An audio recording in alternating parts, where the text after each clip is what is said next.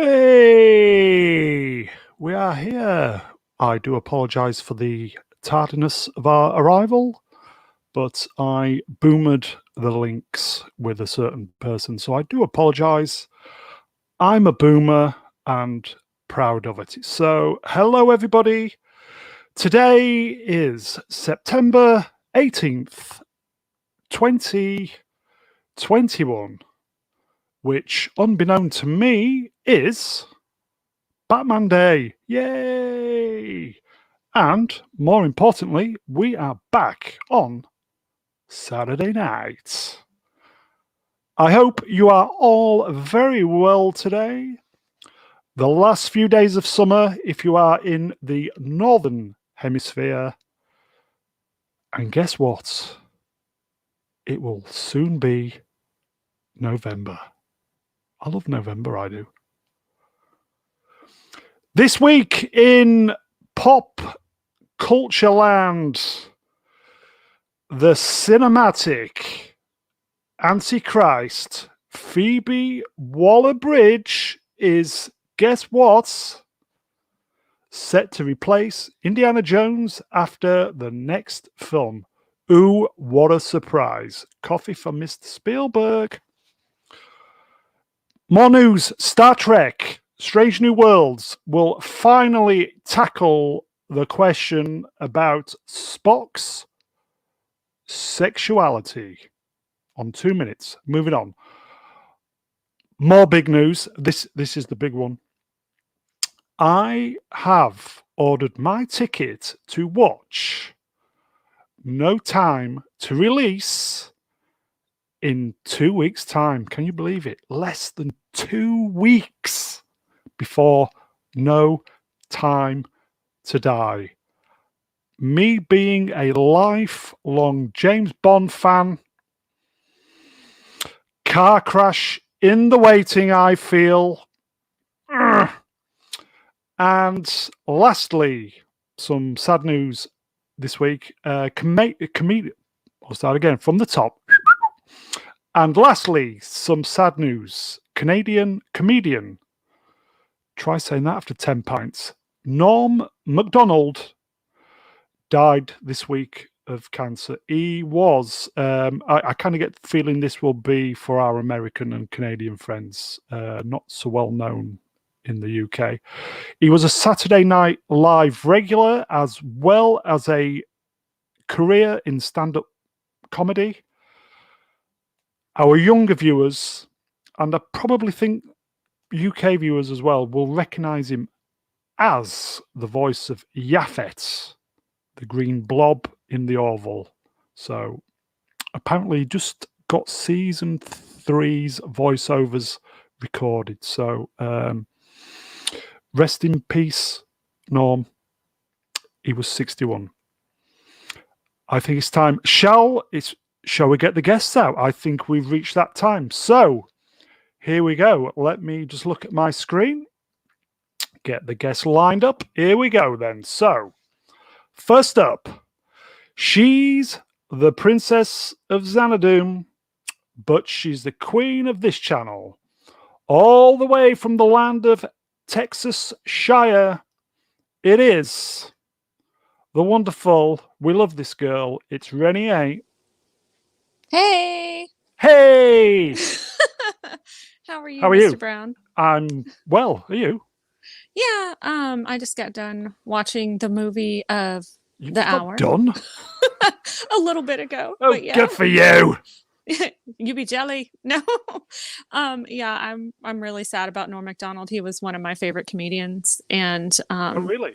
yeah, I loved him on Saturday Night Live. Did a lot of great voice work, including some stuff in The Nutty Professor, and had a lot of great skits, had said a lot of things that were kind of like almost like a modern day George Carlin, but not quite as extreme. And I'm sad to see him go. As I say, probably not so well known this side of the pond, but you've just confirmed what I said. That's very, very well known over stateside. So, yeah. 61. No age at all, is it? Yeah, no. And it's sad. It's really sad. I mean, it really broke me up the other day whenever I found out. I was like, oh my gosh. Since when? I thought he was just fine. I mean, he was just touring. I want to say, was it a few months back? I It will was say just crazy. this is how good the Orville is. There was a moment in season 2 where Yaphet had some really good scenes, some good action, and I think he saved the day in one of the. I think it was Identity, one of the episodes with the big mega fuck off space battle. Hmm. And this is how good the writing is that you actually care for a green Blob. blob that's animated. Yeah, it's pretty crazy. Crazy. Anyway, shall we get the next guest out? Do it. Do it. Let me consult my script. I'm all over the place today. I do apologize. So, here we go. So, next. He's the wingman of the channel. So good last week. He's back. Here he is. It's Peacat. Holla, holla, everyone. Hey, Peacat, how are you? Good, good. How you guys doing? Good. Pretty good, pretty good. I have to second Reni A's convo on Norm Macdonald. It's always rough when it's unexpected. I mean, not that you want to see anybody pass at a young age, but just coming out of the blue like that. Yeah. It was a shock. 61's nothing. No. And he had it for 9 years too. So he was early 50s when he started battling it. Yeah. Are you? This is a silly question. Are you a fan of the Orville? Not like you guys. So I'm not an expert on. Well, but I know he was on it, and I know he played as you guys mentioned. I will rephrase the question then. Have you seen the Orville? Yes, I have. And not bad. I do. If I can get myself more personal time, I want to go through it from beginning to end straight through, as opposed to the handful of episodes I've seen. I'm trying to do that right now. The handful of episodes? What? Peacat homework. Yes, I have a lot of homework. That is your homework. Season 2 is fantastic. There's a few episodes in season 2 which, wow, superb. So you are good, my friend? All good. No major complaints. Okay, so I will ask the question. Shall we get the next guest out? Do it. I'm Batman. Sorry, do it. Then you have to do the Batman voice. You have to be like, do it. Do it. I'm Batman. Do it. Okay, so back to the script. Next, get your lightsabers at the ready. A true Star Wars fan in every sense of the word, all the way from Las Vegas. We have the wonderful, not Brian Young. Saturday night on the Brown Show. Who cares what picture we see? Hello, Brian. How are you? Hello, Reni. Hello, Peacat. Hello, Hey, chat. Hello, golden voice. Hello, Brian. Hello, Mr. Brown. How are you? I'm well. How are you? That's good. I'm very well. Spot of back pain this evening, but I'm sure no one wants to hear about that. Oh, I feel you, Brian. I slept funky last night, so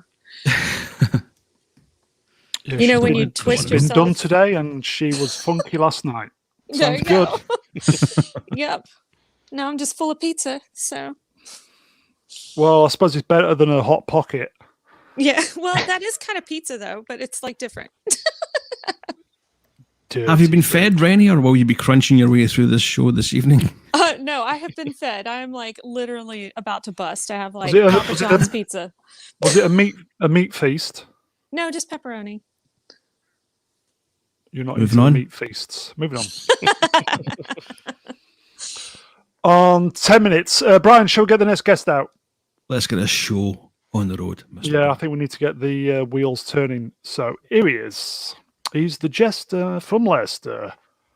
The channel's very own Mr. Sandman sorry, Mr. Sandman lyricist, Star Wars fan, novelist. He's updated his name this week. It's Swapshop 31. Mr. Brown, it's another great show. Bum, bum, bum, bum. I'm really looking forward to this, you know. Boom, boom, boom, boom. We'll leave that there, shall we? Hello, good. everybody. Hello. Very How good. are you all? How are Hey you? up, swappers. Yeah, we're good. Are you? It's so wonderful to be on this panel with everybody this Saturday evening. I can't wait to. What we're talking about again, Brown? I completely forgot. Yeah, Brian. What we're talking about? I've forgotten. We are talking about Rocky, the Sylvester Stallone film. Here's me thinking it was Rambo. Yes, I thought it was Rocky. First Yeah. Blood. Rocky. I watched and the wrong guns. film. Don't worry. There's plenty of pictures and crayons. Don't worry. You know what though? I almost watched Rocky because I really wanted to watch Rocky. Oh, good for So- you. I haven't seen any of them for like decades and decades and decades, but I'm Same just here. a big fan of Stallone's greatest ever catchphrase, which was I think he Nothing said is it- over. No, I think he said it in more movies than Schwarzenegger said, "I'll be back," and it was a lot more concise and a lot more evocative of his characters as well. And I'll never forget it. I can do it perfectly as well. I love it. I just love it whenever he goes. It's not a catchphrase. Yeah, it's a good one. It's a good one. It's a good one, yeah. I don't know how you spell it, but yeah, 12 minutes. Is it a lot? Shall we get the next guest out, swappers? Shall we get him out? Shall we wheel him out? Go on then. Go on then. Right, right. Okay, so here he is, the wise elder of the channel. I bet he loves that. I bet he does.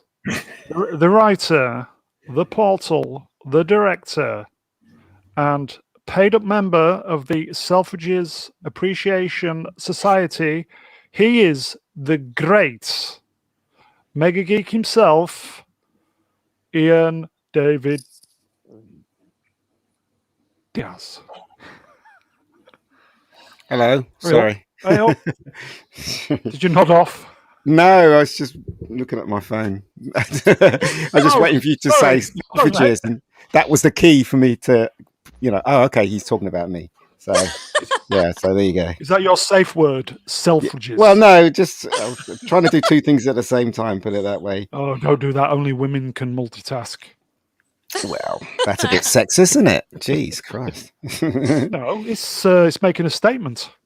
It's not sexist at all. Only in your mind it is. Not in mine. I'm pretty sure in the whole world that is sexist as well. Not only on my mind, but there you go.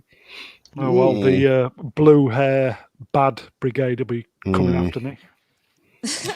So, are you well? Yes, you well? Yeah, I'm fine. I'm feeling a bit sick of that picture you put up just now, but there you go. Yeah. Well, this. Yeah, that one there. Yes. I Annoying. think shall we get the show on the road? Why not? Why not? Go on then, Brown. Okay. Steer it out of the seedy back alley onto the main road. Go on. Moving on. Okay, so slightly going to change all the bad news stuff we do every week because, as I said to the guys before we came on air, I'm just sick to the back teeth of the same old bullshit every week. So I'm just fucking sick of it. And other channels have got it covered. They just keep going on about it. I'm sick of it. I know the guests are sick of it. You guys are probably sick of it. So we will keep the bad news to a minimum from now on. So, okay. So this week was Spock news, and the caption was "Strange New Worlds could change Spock in one huge historic way." Mm. Who would like to start? Who knows about this? I do. I think you volunteered, Reni. Go. So on 15 minutes. supposedly, Spock is now going to be gay, And I don't know how to feel about that because that was never a thing with Spock, and that was never who he was. But you know what? It's just more woke trash and SJW, teaching nonsense. So what are you going to do, right? Best thing I can recommend is not to watch this crap. Bummer, eh? Just saying. I mean, it's like I was talking to a couple of friends earlier, and for me, like my big thing was always Star Wars versus Star Trek, but I really believe like both of them are pretty much dead. And like now with all these new Deader than my shows, sex life, yes. oh my goodness! But now I with like always these say. new shows and these new seasons, they're literally just beating a dead horse. I don't understand why they're so obsessed with making established characters gay or them Neither or do I. whatever. Yeah. It makes no sense to me. Spock was never gay.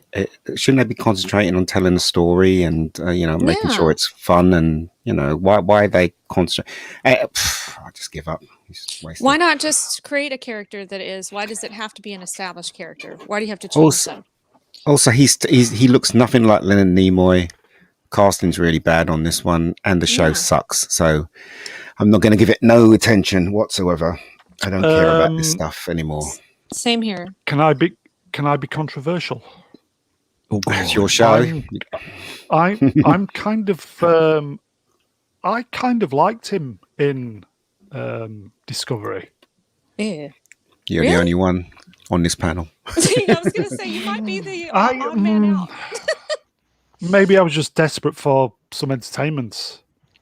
Well, you can get it elsewhere. You know what I mean? You don't have to watch that show. I'll defend Nimoy's- Mr. Brown. He was okay. Thank you, Peacat. Nimoy is a very, very tough act to follow. Well, Zachary Quinto But- did it better than this kid. It's true. What I didn't like about Zachary Quinto, he spoke too fast for my liking. He was like a motor mouth. I mean, just extremely Well, fast. but he's a Leonard, higher intelligent being. He wasn't that fast. Remember that line? Yeah. You will answer me. That's what he said. Do you remember that? Yeah. That wasn't very fast. But I most understood of what the you were time saying. he speaks much Yeah. faster. Like Leonard Nimoy was very, Yes, very articulate, very not slow, but he would make his point, and he was very clear is to true. understand. Mhm. But wasn't he trained in that? I don't think Zachary Quinto, because didn't Leonard Nimoy actually train himself to speak that way and to be very non-regional and very clear? I thought that was something that he did. I don't think Quinto went through that. Spock was, in his prime when the first series started. He was Spock Prime, Spock. nice. Yeah, and then in I see the and then in the JJ film, he was just starting, wasn't he? So just trying to get to grips with being half human. He had a conflict, but the Spock we see in the '60s, he's all that stuff is resolved. He's completely who he is. So that's why he was very much in control. He was very much a Vulcan. He was very much about logic. But yeah, that's the way I see it anyway in my I head like canon. that. That's a good I explanation. thought Quinto was pretty good, to be honest, if he'd have had good writing. The writing wasn't too bad. The first movie Well, was that's just good, me. in my opinion. Yeah, he's the rest of actually a the good other movies actor. It's not bad. Yeah, this fella though, he Ethan Peck. what I've seen of him, I don't care what his name is. He has nothing. There's nothing Ian. connected to him and the Spock that we know. He's just playing it as just an ordinary person. He's not taking the Spock tropes. He's not trying to be that character Writing. because I find him boring. he is. Yeah. He is. And I just forget about this series because once he was singing in the lift, I thought, no, that's it That for me. short trek was disgusting with him in number one in the turbo lift. You see, this is the thing. You think it's disgusting, right? If you Yeah. really do feel that, why would anyone support? If people feel this way, why would anyone support this show? Why would anyone watch this show? This is an insult to Star Trek fans and Star Trek itself. All of it. It is, but I Absolutely. genuinely think it's desperation for lifelong Star Trek fans, desperate for some decent Star Trek on. No, 20 well, minutes. the fans I know of Star Trek, and that includes me, don't care anymore. We have our Star Trek. We have our movies, Leonard Nimoy and William Shatner. We have, the Next Generation, their movies as well. No matter what you think Next of them. Gen's gone. Yeah, well, that's where it stops for us. All this crap with Picard and this stuff. This is not Star Trek. It really isn't. You know, It's crap. and I don't accept it anymore. And I just don't want to know anymore if this is where TV is going to go. Oh, he's gay. Who else are going to say is gay next? Kurt. Chandler. Kurt, they want to do. I was doing From some Friends? research. Oh no. I was doing some research. Mm. Apparently, in the novelization of the motion picture, Gene Roddenberry went out of his way to have Kirk talking about his own in-universe awareness that Spock was his love partner. What? What are you talking about? Yeah. You're talking about Willis? Yeah.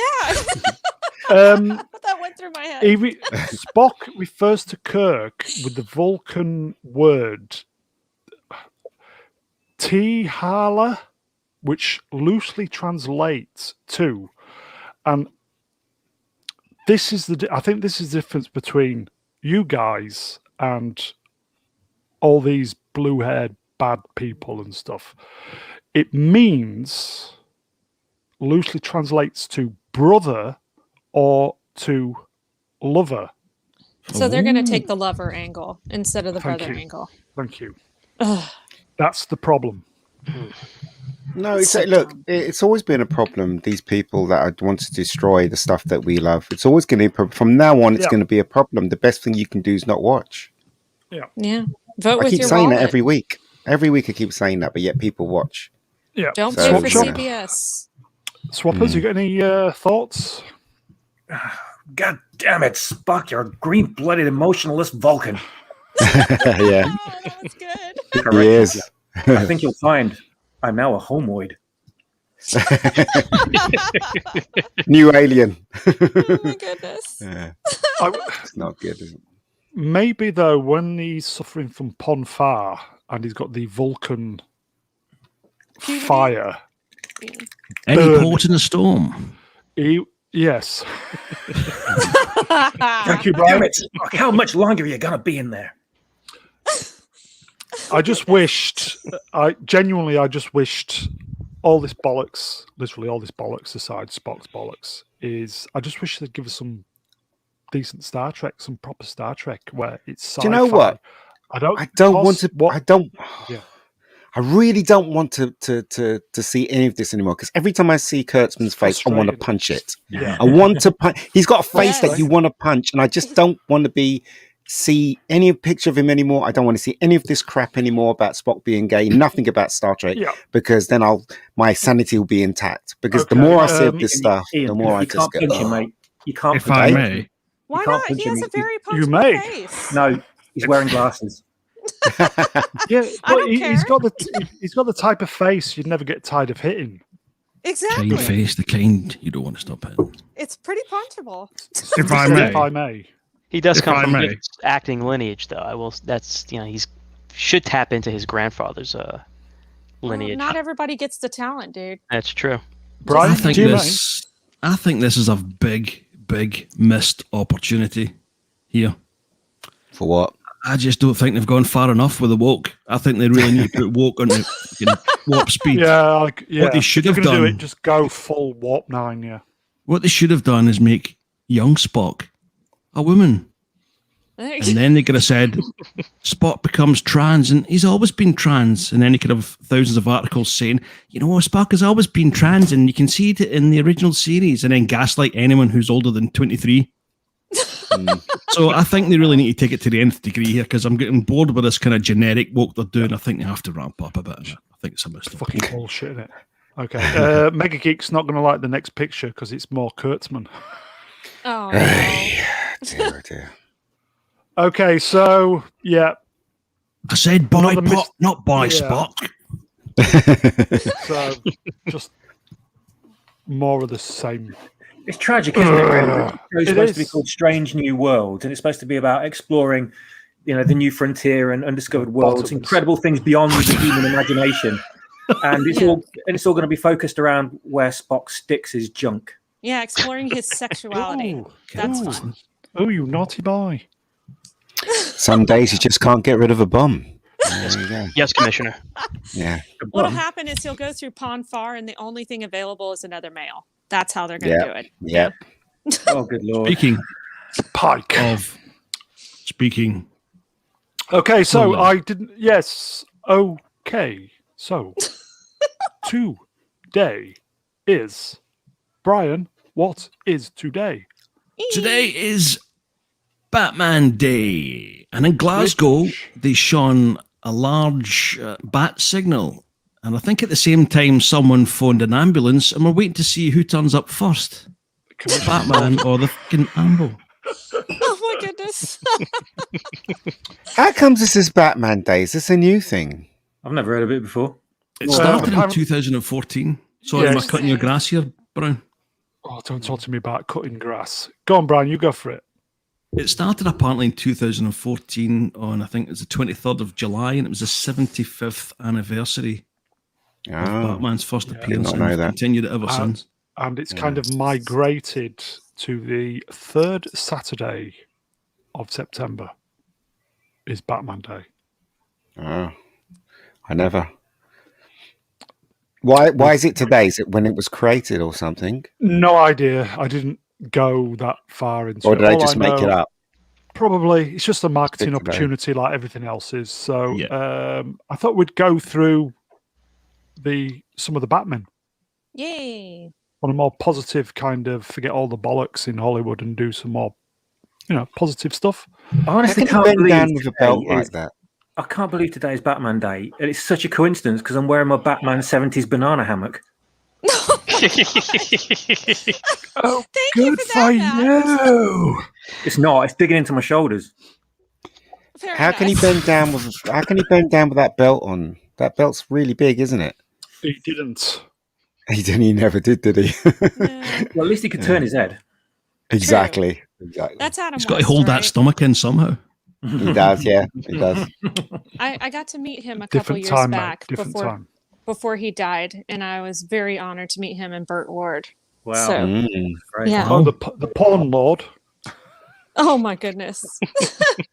But yeah, Adam West was it was a real big honor to meet him, and I got to watch one of his panels, and yeah. So I got to meet the OG Batman. Excellent. Shall we say hello to some of the peeps in the chat? Do it. Why not?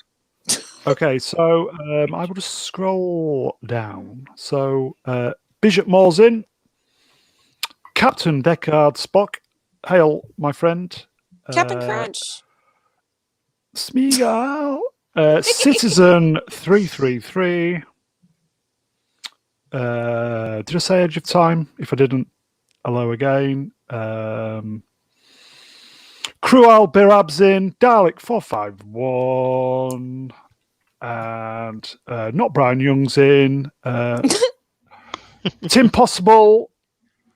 Timmy. A man who can make your dreams happen. Timmy.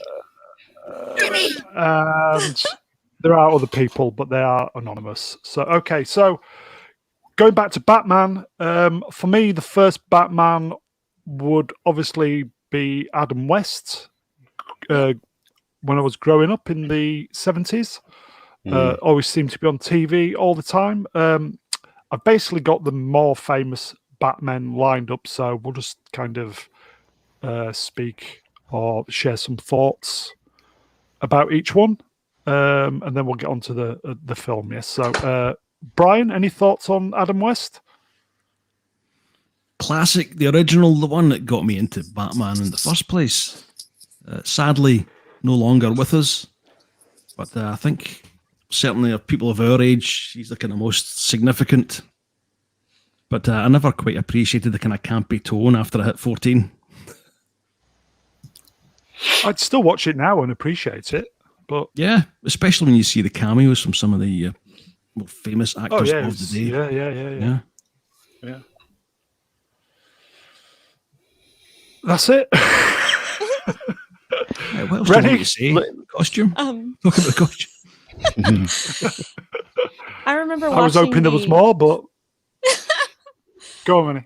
I remember watching the reruns as a kid when, especially when school was out for the summer. Schools out for summer. I I just remember 30 really just enjoying the show, finding it really funny, and like I loved like, and I know I don't probably like it so much now, but I loved the little scenes where it was like boom, pow, crash, you know. I did, as a kid, that was really fun when those things popped up on the screen. But I really appreciated Adam West Batman. And yeah, I know it's a little campy, but it's always a really fun thing to watch, especially as a child. And he will be missed. He was a very, very appreciated actor. Was he the mayor of Quahog? He was. Yeah. It's one of those shows that as a little kid I loved, and then as I got older, I was like, this is stupid. But then years later, as I am now, I absolutely love the show again, and I had to buy it on Blu-ray because it looks fantastic on Blu-ray. Because it was shot on film, that's why. Yeah, the colors really pop on it. It does. It does. I tell you, right, I'd never laughed so much in all my life when I saw Batman the movie with those, with I was just about it to was say absolutely Batman. hilarious. Absolutely running around with the bomb and with the Catwoman, and it's just a thing of beauty. That's what I say. When you watch that film, you just have shark. the shark repellent spray. It's absolutely brilliant. Yeah. They got the tone right. They got the tone right for the kids, so the kids didn't realize the jokes were stupid. It's a great film. Yeah, and they got the tone right for the adults, because the adults like me was just killing myself laughing some of that stuff that happened. So, I remember this Batman version with fondness because it's part of my childhood. It also is part of Saturdays. I think used to play it on Saturdays, and it was just, it's just. What can I say, right? But anything part of my childhood, I cherish and love, and this is no exception. You know what I mean? So yeah. Star Trek would be the easy comparison when it comes to using the same actors from TV to movie. Yeah. But it also reminds me of the X-Files, because this movie came out in between seasons, like the first X-Files movie did. Mm-hmm. It was after season 1 before season 2, and the X-Files was after season 5 before 6 or 6 before 7. Yeah. I forget which way that goes. Yeah. I'm confused. It's absolutely brilliant. There's a scene in it where all the villains are in one place. Then the Penguin he says something, and he walks next to his Penguin shelf, and they all do that. So like the Riddler would say something, and he'll walk next to the shelf with the books with the question marks on it, and the Joker would do the same thing. And it was just so those jokes were so subtle, but as an adult you see it and you're just on the floor laughing. It's just so all-star funny. cast as well. Caesar yeah. Romeo, Burgess Meredith. Frank Gorshin. Yeah. What's that line? Julie. That line is, what is it? Well, it did happen at sea. C for Catwoman. And it just goes on and on and on. Do you know what I mean? It just goes on. It's so fun. That movie is so funny. It just cracks me up every time I see it. It's a great film. Yeah, it really is fantastic. Some of the lines are just priceless in that movie. I love like the Joker wears like a bandit mask. Like, you're not going to recognize the Joker with his white face, his green hair, but he's got a little pink bandit mask. Yeah, I forgot about that. Yeah. Yeah. It's so funny. The fact that he didn't even shave off his tash for some of the episodes he did Caesar Romero. Yeah, just painted it white. Oh my gosh. Swapshop. So any memories of what's that? The movie of the 60s version? Yeah, well, it was my introduction into pop culture, really. It was one of the first things I loved, along with The Lone Ranger. This was. I think I watched like 2 episodes and I wouldn't shut up about it. I ran around the house with a tea towel pinned to my neck, pretending I was Batman. And well, basically wouldn't shut up until my nan got me the Batmobile with Batman and Robin figures. The Mego ones, I had the Corgi toys. Oh, I had that. Yeah, I had those as well. Yeah, I had the car as well. Loved the car, Corgi car. And I had the motorbike sidecar as well, which was phenomenal. And I didn't realize how amazing it all was at the time, because as a little kid, you love it, but you don't appreciate it because you haven't got that perspective, But the TV show, I thought it was like serious, genuine superhero stuff. I didn't realize it was a comedy. Never realized it was a comedy. Yeah. The clue should have been there when he was starring in episodes of Scooby-Doo, really, shouldn't it? But it didn't really twig to me at all. And I just thought he was like the baddest superhero ever. I never questioned the fact that why he was dressed like he was. I never questioned, the way that There were ridiculous things in it, like shark repellent spray. And he was wearing surf shorts over his costume. Brilliant. That is just genius. Yeah, genius. It was. And it was all lost on me until I was an adult. Until after I'd seen the Tim Burton movie, it was all lost on me. And then I went, and obviously I've seen it since then. And I'm just looking at it and nodding, going, my God, they were clever with their comedy. And Batman really shouldn't have been a comedy. I don't know why they thought it would work, but it really did at the time. It did. Yeah. I think What's maybe that other line? Sorry, go ahead. It was general. I think it might have been the general mood of the audience and entertainment back then was very light-hearted, wasn't it? It wasn't. I don't think stuff on TV was particularly dour and serious. I think they left that to the cop shows like San Francisco and stuff. Yeah, Streets of San Francisco. Sorry, I just want to mention that line where he says, "Well, that shark was pulling my leg." The Joker. That's crazy. What a crazy. That was great. Awesome jokes in that film. If you guys want to laugh and anybody in the chat wants to laugh, just look up the scene from the TV show where Batman and Bruce Wayne have a conversation with each other using two separate phones while the commissioner is tied in. The commissioner wants them to talk to each other and not even disguising his voice, just having a conversation back and forth. And then the commissioner ends it where they're like, he goes, two completely different people, yet they're so similar. It's so stupid, it's great. It's so funny. The show was hilarious, absolutely hilarious. And they never bothered to explain how they got changed as well when they slid down the bat poles, which I thought was great. You know, they just were instantly Batman and Robin, and they turn up in the Batcave, and everything had the word "bat" before it. I love that. Everything was labelled as well. It had a sign for it. It had to be labelled. Yeah, it's brilliant. Like they wouldn't, like they'd forget what it was called, so they'd have to have a label on it. Yeah. When I got to my teens, this really sort of started to annoy me, which is a bit of a shame. Brian. Yeah, because it took around about the mid-80s, Batman franchise in general took a much darker tone. Yeah. So when you try to talk to people about it, just be, Batman, kapow. Like, fuck off. It was. There was a stigma, wasn't there, attached to it? And it didn't go away until Batman Returns, I don't think, when people kind of got the darker tone to it, and he became more synonymous with the black suit and the brooding sort of mood of the film, and the shadows and the gothic nature of it. Before that, it was very campy, wasn't it? You know, you dress Michael Keaton in the bat suit, and then you get him to say, "I'm Batman," and everyone's just going to laugh, you know, and because of the memory of everything that came before.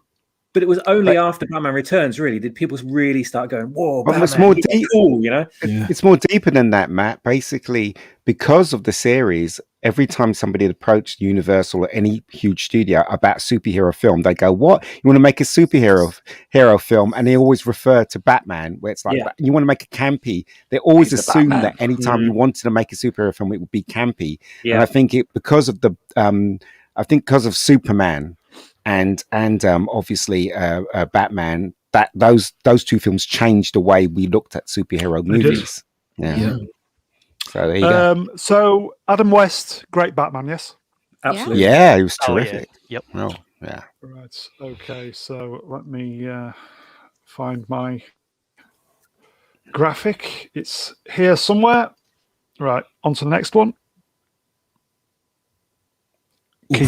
This is Keaton, isn't it? Yeah. That's my favorite. I love that suit. I think that suit's fucking awesome. It's a slight adaptation from the Batman first movie. That's the Returns one. Both were amazing. Yeah. This is the second movie, isn't it? This is the second movie. I think it is. Yeah. I don't know. Whenever I first heard that Michael Keaton was going to be Batman, I'm like, this is going to suck. Yeah, Mr. Mom is Batman. My attitude, and because he's best known for being a comedic actor, and there's no way he could have pulled it off. Yeah, and amazingly, he pulled it off. Yeah. My favorite out of the two movies is the second one with Catwoman and the Penguin and all that. Batman Returns. I'm very big into the whole gothic and dark nature of the film, and I just thought that caught everything perfectly. Jack Nicholson was still a great Joker. However, I still liked Batman Returns better. I just think having the Catwoman aspect and having the Penguin and her work together was kind of interesting. And Danny DeVito was the perfect Penguin, but I was really surprised that Michael Keaton pulled it off and that I could actually take him Good serious as Batman. On 40 minutes. Yeah. Actually, it was the downfall for Tim Burton in the Batman series, this one, because obviously they couldn't sell anything from this movie because everything was so dark. I mean, you couldn't sell the Penguin figurine in McDonald's because he's got green splue coming out of his mouth. Do you know what I mean? So it really did put the kibosh on the third movie, Burton's third movie. Yeah. They're really angry. I can't remember who produced these films, but they were pissed that they couldn't sell Batman. Peter's Goober. Yeah. Those two were idiots. They were idiots. But I know Reni said she liked all the gothic stuff. It's good. Not for me. No, I think Batman. I think Tim Burton's Batman was the right way to go with Batman. Yeah. Oh yeah. The Batman definitely. comics are really dark. Yeah. Like it should be dark. He's very conflicted. He has kind of, even though he's a billionaire, he has a hard life with the whole crime fighting thing. And I think it wasn't expressed in Tim Burton's version, but he's vilified a lot in the comics, and that should be expressed, and it should be sad. Bishop Moore in the chat, Batman 89, so good. Only the Prince songs. Yeah, he did and like also, the whole album. This is the first time Batman's mask had a big the ears that was in the comics. I mean, those ears are the right size. Yeah, I didn't like the latest Batman's ears, and with it's just too small. They're just too small. They're trying to copy Frank Miller's version, which to me, Batman's ears always look like this. It's longer, more sleek and stuff. Yeah, you shorten his ears, you take away his silhouette, his outline. Yes, and that's essential to him, I think. Yeah. Well, and isn't that part of what instills fear in the criminals? Exactly. His image, absolutely. But in real life, though, if somebody showed up in the dark wearing that, you'll just laugh rather than be scared, wouldn't you? Let's face it. You'll just go, what? And you just scare. You'll laugh and then you'll shoot at him. Depends what he's got in his utility belt. Citizen 333 in the chat. I really like what Tim Burton did with the Penguin character. So did I. Yeah. I thought it was genius, personally. Yeah. I thought looking at Penguin like that. Yeah. I think evil. the computer game has somebody smashing him with a bottle in his eye, so he has the bottom of the bottle in his eye, and like that's Glasgow on a Saturday night. And he keeps that on his face. I think in the computer game that's how they describe it, but in the comics and in the film he has the little monocle, doesn't he, for one of his eyes? So. And then Citizen 333 says, if only Tim Burton had directed Batman Forever. Would have been something. He was going to. He was, but they fired him more or less. Yeah, because and then they Keaton said left. Too dark. Yeah, well, Keaton didn't want to do it without Burton. Burton, so I saw this one. I saw Batman 89 in the cinema. Just I think opening weekend. What year was that? Excited. What year did you see that? 89. I think it might have been 1989. I don't know if I mentioned that. Moving on. And it's good. You can cut someone with those ears, can't you? Look at those ears. Yeah.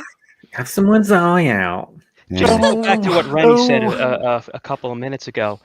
Could you imagine if the internet was around and they announced Michael Keaton as Batman, how it would have exploded in negativity? Yeah, I remember at the time it was bad enough. Yes. No one believed that Keaton could pull the role off. Amazing. Most of the Batman fans were absolutely raging. So when we saw the performance, fucking hell, what a turnaround.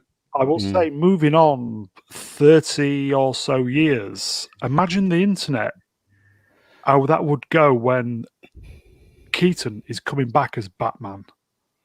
Well, that's the only good reason to see Flash, isn't it? Yeah. That's the only reason to see Flash, because I'm not interested in Flash. He'll be wasted. He'll be wasted in that. Knowing what DC are like now, it would just be completely wasted. But one thing about the 89 movie, though, which I could not believe, was the amount of merchandise that was in shops that were completely unrelated. It was like Burton's in the UK, which is a man's shop, man's clothing, chain, and it was full of Batman stuff. There was like medallions and badges and magnets and chains and necklaces. Buy them all. And I didn't buy them. No, I rammed a truck into one of the local branch and loaded them all. But I've still got one of the magnets now in my room. I never got rid of it, and it's like just a yellow oval with a black bat on the front of it with a magnet on the back. And that was a 1989 piece of merchandise. You can't forget the genius of Jack Nicholson's contract. Oh, he yeah. Turned down a salary for a portion of the profits. Yeah. And made far more than he ever would have made with his salary. He took a leaf out of George Lucas's book there, didn't he? And a great poster just had the bat symbol on. And the snow. Yeah. That's what you needed. Yeah, that's fantastic, isn't it? I mean, Jack Nicholson did make a good Joker, but it's a shame he wasn't the Joker years before, because he was a lot more thinner, wasn't he? Yeah, he would have made perfect Joker. But I mean, he was good. I liked him as the Joker. Keaton, great Batman. We're looking forward to him coming back. Yeah. Well, we'll see, right? Well, I'm not looking forward to the film, but I'm looking forward to seeing the old guy. But I'm not looking forward to Supergirl telling him off all the time. Oh, yeah. Do you know what I mean? That's probably what's going to happen. There is that. And Supergirl's going to kick him in the balls. You know that's coming. Several times. Super punch in the balls. Yeah, so there you go. So I'm not looking forward to that. But he does drive a very, very nice Mercedes. So he does will move on. So Keaton, superb. Yes. Great Batman. Kilmer. That's not a very nice picture of Kilmer, though. Yeah, that's the only one I can be bothered to find. All right. Looks like he's got no nose. Yeah, exactly. Kilmer looked fantastic in the costume. He really did. He really looked. You didn't like him. I thought he did not. His face did not fit the mask to me, and it just he was too squared off. It just didn't look right to me. He looked great in a polo neck. But I mean, he was an okay Bruce Wayne, but I just No, he was terrible Bruce Wayne. He was a terrible Bruce Wayne. He's very I don't know. It just did not. I don't know. There's just something about his acting and the way he played everything. It did not feel like a Batman movie to me. Keaton's a tough act to follow, though, isn't it? I'll get dry through.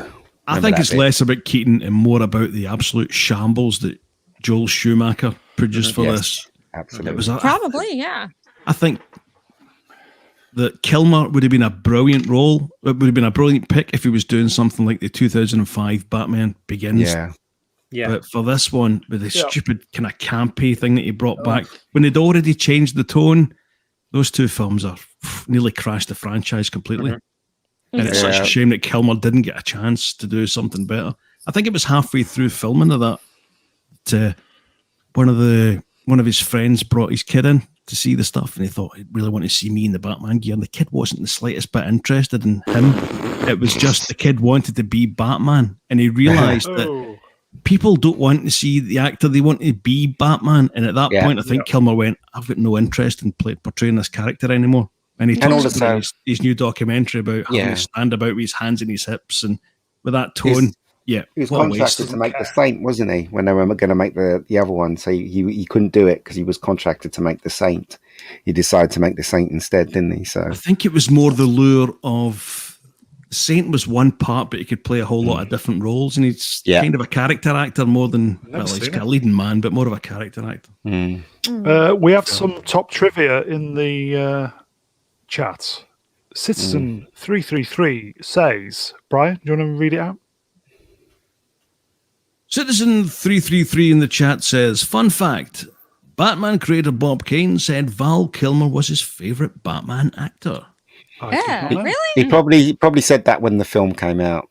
That film came out, so obviously you're going to say stuff like that, aren't you? Probably. Then in the chat, Brian on standby, Cam says, the Val Kilmer documentary is a must-see. I can't recommend it highly enough, and neither can I. Must catch up with that. Yeah. I didn't think he was too bad as Batman. I just thought everything around him sucked, like Tommy Lee Jones going all the time, and you're like, shut up, will you? Terrible. Jim Carrey as the Riddler was good in this one. He was pretty good. He was fun. He was fun. Ed Enigma? Enigma. Yeah. In Kilmer's book, he talks to his kids, and tell them about playing Batman, and so let's see it. And he didn't have it. He had to go and rent. Batman Forever. Oh, He my. put it on in front of his kids, and within 10 minutes, the two of them had left the room. He sat there watching the rest of himself. Oh. Oh dear. Seriously though, when I first saw the first 15 minutes of the film, my hands was in my head. I was thinking, what have they done? We've gone back to Adam West's Batman now, and I was just so annoyed that that's what they did with it.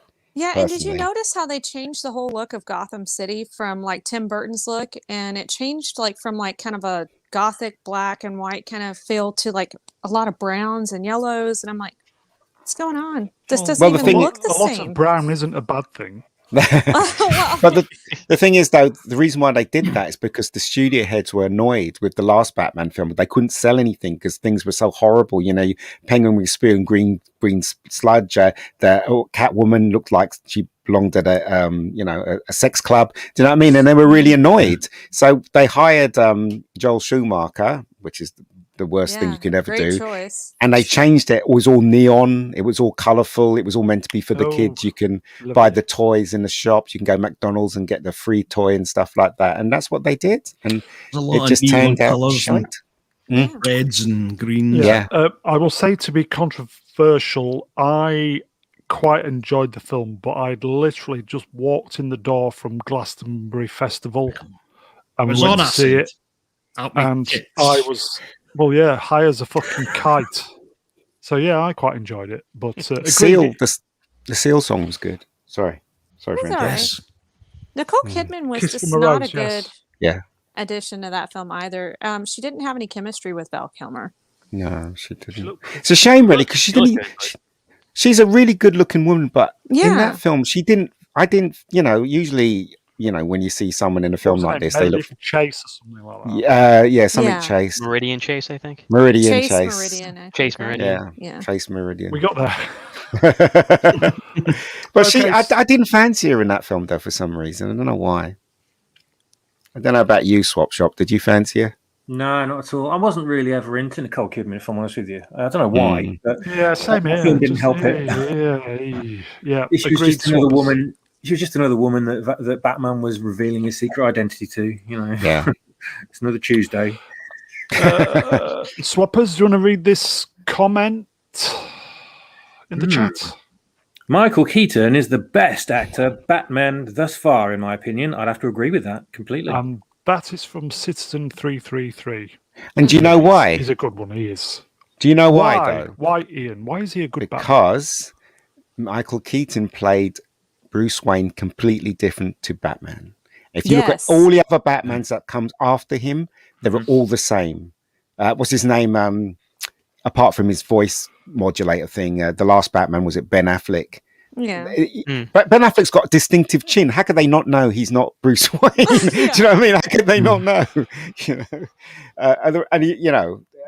He played Batman. Val Kilmer played the Batman and Bruce Wayne the same, and the same with George Clooney. Both same voices. So just rubbish. Bishop Moore in the chat. Val and I agree with this. Val Kilmer will always be Iceman. Oh, and Doc Holliday as well. Doc Holliday, he's great brilliant. Doc Holliday. Yeah, I forget. It's always Jim, man. It's going to be Jim. And I'll be a Huckleberry. Yeah. what was Val Kilmer's character in Top Secret? It was Nick. Rivers. Yeah.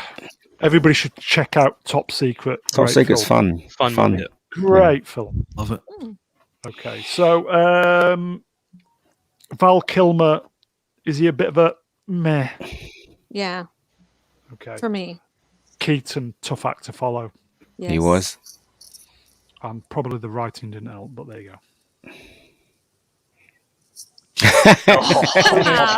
Fat nipples. Moving on. Look at the back sign. It's awful as well. It's just rubbish. This is just Like, rubbish. whoever thought of putting nipples? I still don't get the logic, man. I can't make myself. What you like, couldn't make the Schumacher connection between the thought that. director being gay and the bat nipples? I It's know. not a hard connection there. I know, but like, why? Why do that? Reni, That's you're so so stupid. naive. The nipples, the butt The cheeks, butt cheeks. fat Yeah. bulge. The what? The bat bulge. If that had been, I will say, if that would have been 60s Batman, you'd have had a sign over it saying the bat bulge. Yeah. Oh, George Clooney, for being such a praised actor, this was just awful. It was obviously after a new house or something. No, Yeah. he actually said that he thought this would take his career further, but it never really? did. Yeah, he actually said his agent said you better do this because it'll do wonders for your career, and Because he was just up left and coming. ER, hadn't he? Yeah, he was just up. Well, he did Dust Till Dawn first. That was his first movie after ER, and then Good film, that. he got offered this, and he thought I better take it because I want my career to get better. But it kind of knocked him down a couple of notches when he was Batman in this, didn't it? So at least he found coffee. yeah, And selling coffee. Yeah. The curl's pretty cool. I'll say that for that suit. I do like George Clooney. I think he's a great suit actor. other than the nipples. Yeah. That line he says, "Hello, Mr. Freeze. I'm Batman." I'm like, oh my god, this has gotten from bad to worse. Awful. Yeah. It really is terrible. No, the moment you knew it was over was early on when they clicked their heels together and the bat ice skates popped out. Like now we're really in Adam West territory. Yeah, it's just terrible. Didn't Schumacher apologise? No, it was Clooney that apologised. Oh, was it? Clooney apologised all the time for Batman. Yeah, he almost killed the franchise. He said almost. Yeah. I think about 20 years later, Schumacher finally admitted. Yeah. Sorry. Yeah. Anyway, so I think we were on diminishing returns by this point. But you know what? That film took a lot of money, and the Forever took a lot of money. That's why they made this one. So it wasn't like it was failing at the box office. It was just they were just terrible movies, Exactly. Arnie pun as well. Ice to meet you. Yeah. Nice one, Bridget. Okay, so they were going to make another one with Joel Schumacher though. At one point, at least they were working on a script. They were going to have the Scarecrow in the next one. Yes, that was the rumor, and I'm like, oh, just shoot me now. I can't. I send me to the cooler. Yeah. 333 says in the chat, I like George as an actor. I do as well. Gorgeous George. But he wasn't a good Batman. Yeah. He was okay. It was just you got the feeling he never got any direction. That's when you watch the film. You got the feeling it was rushed as well when you watched this film. I don't know, it just felt it was just rubbish personally. I think his look, if you're just putting away the acting, the bad script, everything that's bad, just his look as Bruce Wayne, I think he had the best Bruce Wayne look. Yes. Good, and as good as Keaton was as Batman, his Bruce Wayne look was a little frail to how he's supposed to be. Yeah. Not taking away from how good he was as Batman. I think Clooney had the better look. Just unfortunately, like you guys, it's just crap writing, crap everything else, crap. You seem like the best chin. Yeah, he has. Do you know in what is it? Batman Forever. There's one line in it that made the whole audience shriek with laughter, and it was the line where they were trying to get into the lair, and Robin goes, "Holy, what is it? Holy rusted sheets metal, of metal. Batman." Yeah, metal Batman." And he goes, "What?" And he goes, "The rest of the metal, it's got holes in it." That's what he said. And I thought that was quite funny. Obviously, 'cause it was a good harking back homage to the show. 60s. Yeah. I thought it was quite funny. Actually, you know what? The guy who played Robin looks really good in his costume. It was a really nice costume they gave Chris him. O'Donnell? Chris O'Donnell, great. Yeah, I thought that as well. Yeah. 3-3 again. He was amazing in from the top. Sorry. Yeah. He was amazing in Oh Brother, Where Art Thou? Oh yes. Yeah, he was good. He was so good in that. Yeah. Coen Brothers, can't go wrong. Good old George. Okay, so Gorgeous George. Moving on. Bale. Christian Bale. Yeah. Now you're talking. Swear to me. I don't like the Bat voice, but he was my favorite Bruce Wayne. I think he played him perfectly. I don't feel like Bruce Wayne and Batman were the same person. No, I don't know. Like the Bat voice was cheesy as fuck, but if I may, before we go on, this is where Batman got serious. yes, and it got did. dark and gritty. I like it. Batman got adult. Yeah. What does everybody? Christopher Nolan. What does everybody think of Michael Caine being cast as Alfred, though? I loved him as He's Alfred. a bit Yeah, it was okay. It was okay. I thought it was all right. I like the bit where he was talking about the guy getting rid of all the diamonds. Because what was that line he says? The He says, rubies. "What is it? Some people just want to watch the world burn." That's Yeah. what he says. For 1 hour. Yeah, A ruby, the size of a tangerine. yeah, that's it. That's the line. That's a good impression. Who did that one? That's a good impression. That was Brian. There's only was one person Brian. who does impressions on this stream. Ah, Brian, The you're best amazing.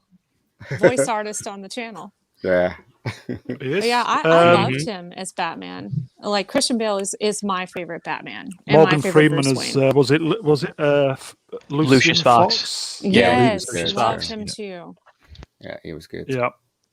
And I loved like how you got to see like how Batman got so skilled. You know, how did Who he, was how the did he learn baddie? to Who was the fight? baddie? In the first Liam one, Neeson. Ra's al Liam Ghul. Neeson. Yeah, Ra's al Excellent, Ghul. excellent. Yeah. I Real really Ra's did al like. Ghul. Yeah. He was good. So good, the first one. Yeah. I thought the three of them are good. The third one's not so much. Not Yeah, as the good as second other one's two, but Agree. probably the best, but yeah. Oh, Yeah. you are beautiful, Sister Joker. Yeah, I think I Wasn't. remember going to see the. I remember going to see the second one at the cinema, It's great, isn't it? and Second I one's thought, the best. Yeah.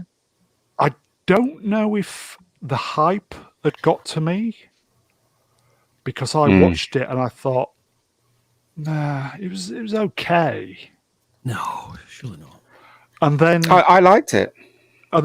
purely by accident, several years later, and probably quite a few years later, it was on ITV2.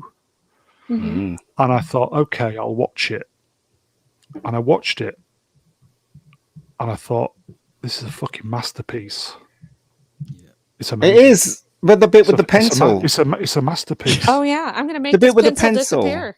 always makes. I want. I still wondering how they did that because he pushed that guy's head in the pencil. Such a good film. He did it right through his eye or his eye Yeah, socket. and he's like, "Let me show you a magic trick." I he was gets his like, head. Damn. There you go. It's gone. Okay, I will Crazy. just say Batman is only as good as the main villain. And, Absolutely. For the second one, they Yeah. got spot on. Heath Ledger. Yeah, Yeah, you he don't was get much great. better than that. Who And that won scene. the Oscar Sorry. Go ahead, posthumously. Sorry. The Go ahead, scene Brian. where, as I was saying, the pencil in the eye scene Mhm. just absolutely blew me away. And I thought, God, we've It got did. a whole another 2 hours of this guy. You know, and he You kind know, of appears in the film the same way as the shark in Jaws. He's not always there, but when he is, Yeah. he makes an impact. Yeah. The scene that really got me was the scene where he had the gun. He said, let's do a little of that anarchy. And he has the gun and he spins it and he puts it to his head. And then he gives it to Two-Face, doesn't he, with the gun? Remember when he was in the hospital? Yeah. That's right. And he convinces Two-Face that he needs to get out there and commit revenge and stuff like that. And that was a really good scene. Yeah. That special effects was amazing on his face. Half Oh of my his gosh, face. yes. blown off. Yeah. Yeah. Really great.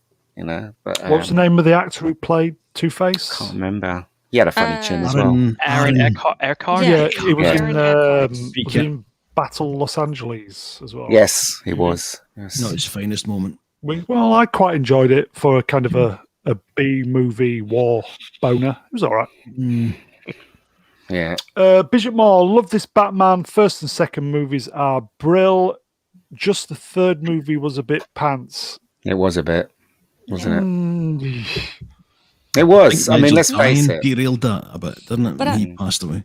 I will say one thing that they concentrated on that was in the comics that they didn't really do in a whole lot, at least for me previously, is they showed that Bruce Wayne is actually pretty freaking smart. He's a genius, and you know you get to see all these inventions and all this technology that he plays with, and you just didn't get to see that in the previous like incarnations. Yeah. And It it was wasn't him, really though. nice to see. It wasn't him. It was Lucius Fox that gave him all the gadgets Yeah, but and stuff. he came up with a he had lot the of the money. ideas himself as well. And he's like, how about we tweak this and we do this, this, and this with it? Do you have also it in made up his black? own stuff. Spelunking. Yeah. Was it spelunking that he said? Yeah, that he yeah. wanted something- Spelunking, Spelunking.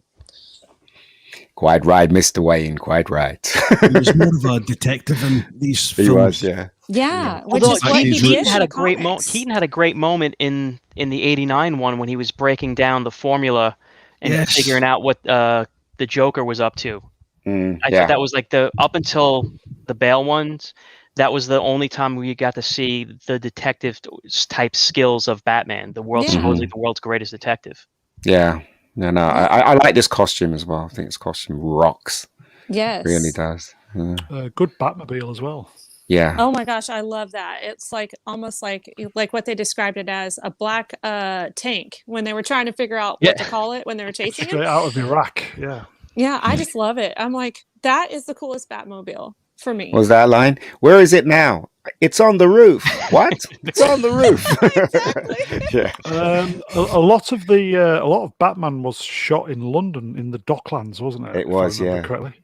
Yeah. In fact, that shot there is Battersea Power Station. Oh, wow. Where he's standing. That's Battersea Power Station. So there you go. I think was it 5 miles from where I live? So there you go. Oh wow. Matt G in the chat. Bacon, bacon, bacon, bacon. Bacon. Bacon. Pig. Okay, Swear to me. Crazy.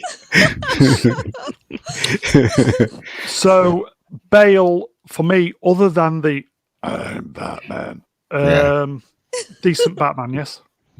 I didn't mind I his thought he voice.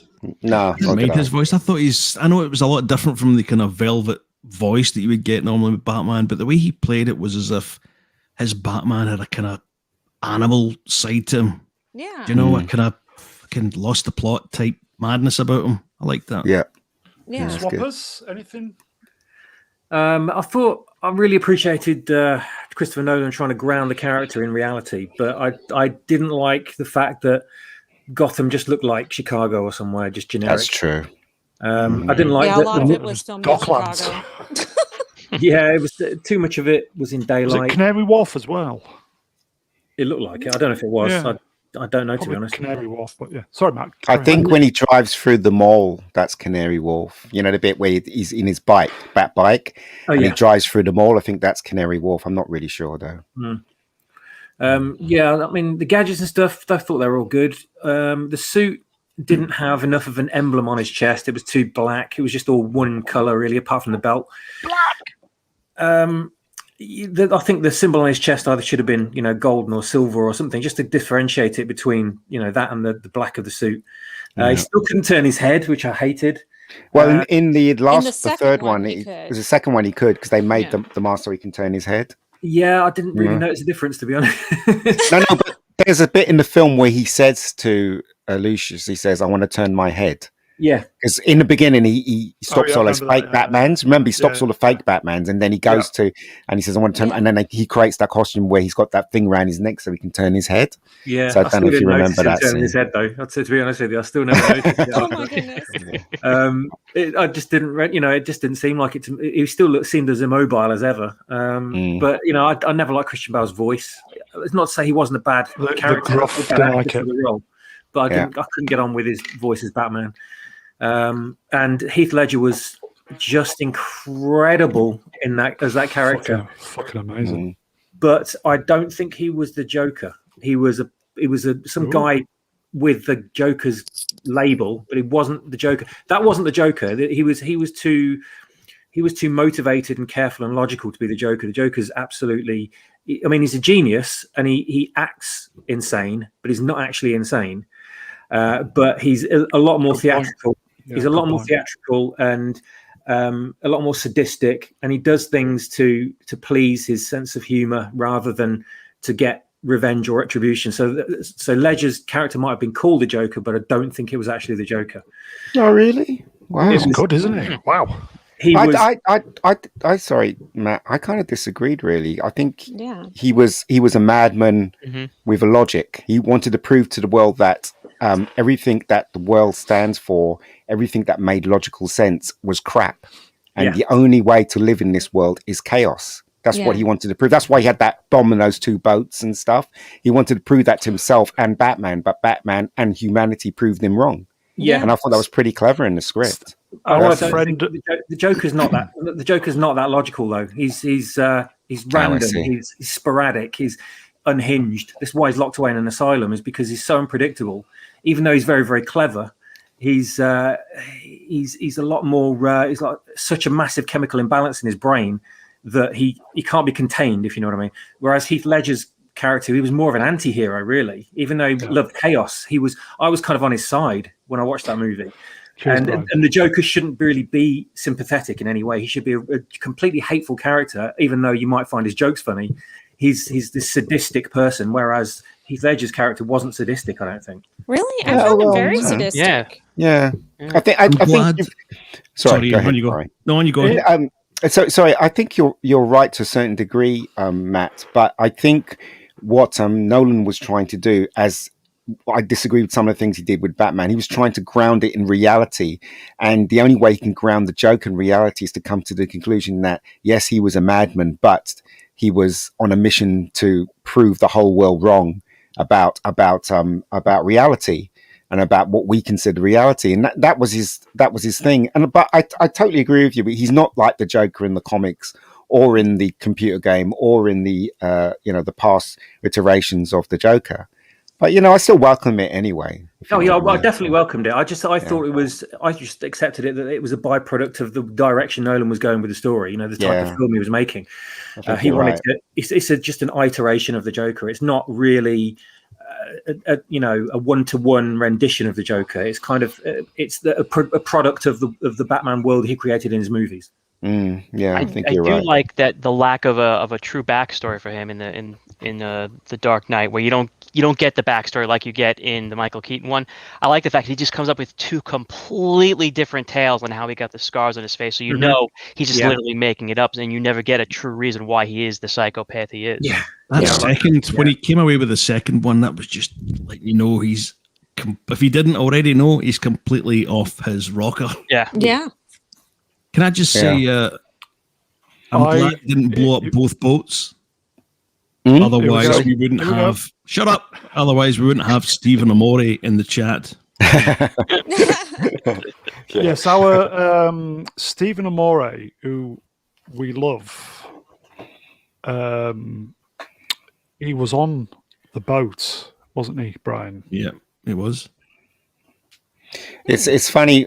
This was quite a long film, and I thought it was unnecessarily long. The second one with the Joker. And also they kept going on about how they flipped the truck in real life, but when you watch it looks like a model. I don't know if anybody found that when you watch the truck flip. It really, I was convinced it was a model till I was told it was flipped in real life. Real. You know what I mean? I was like, what? That's real? Anyway. Yeah, but apart from that, I kind of liked it. I'll have to share a link with everybody actually about this guy that I know in Atlanta who goes to Dragon Con every year.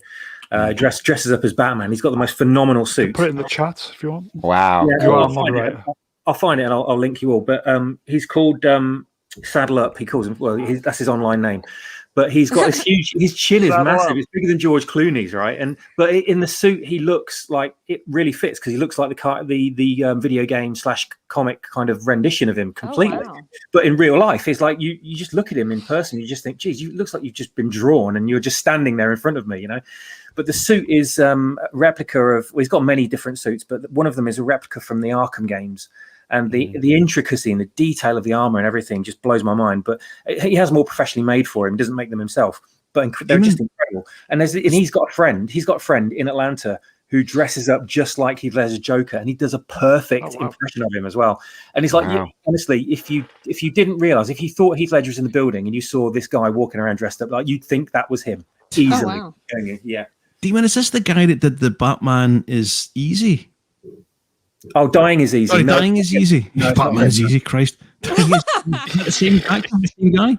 No, different guy. But I'm glad you mentioned that because that was phenomenal. That's my favorite Batman in recent memory. I think that one, Dying is Easy. That was so great. I would agree. Different level. Do you know there's little things that bother me about Batman's all of the films, right? Batman's meant to be a skilled fighter, okay, right? So basically, any normal person that takes Batman on stands no chance. Yeah. But yet in these films, some of them get to punch him or hit him, whatever, And in the comics, they never even get close unless they're a supervillain, of course. Mm-hmm. Yeah, that's and true. it's just the little things that bother me when I watch these films. Same thing with Spider-Man, because Spider-Man is meant to be super strong. So if he hits Doc Ock is just going to be laid out. Yeah. But yet he hit Doc Ock about 5 times in that movie, yet Doc Ock is still running around. Do you know what I mean? Spider-Man's got a strength of 10 men, even more so when he gets older. He could, pick up a Volkswagen with ease. And yet, when he punches Doc Octopus like 6 times, Other Doc car Octopus still, brands are available. yeah, it's just It's just weird. I just little things like that bother me about. It's like they superheroes. forget, isn't it? Almost. Yeah. So, Bale, good Batman. For me, I think yes. so. Thumbs up. And how did you? Obviously, he finished after the third one. Do you think it was a mistake for him to bail? No pun intended. Bail out. Yes, I'm here I all week. do.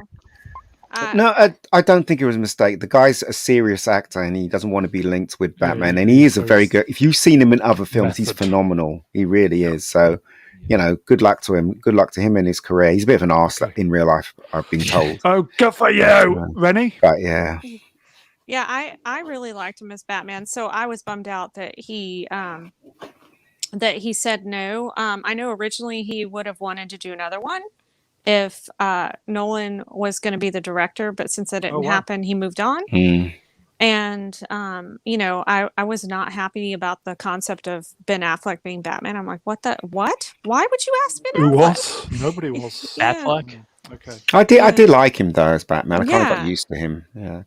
I came to like him, but at the time I was like, hey, he's not going to be like Christian Bale. That's for damn sure. It just really grew on Okay. me, and I loved his story, and I liked his version of Batman.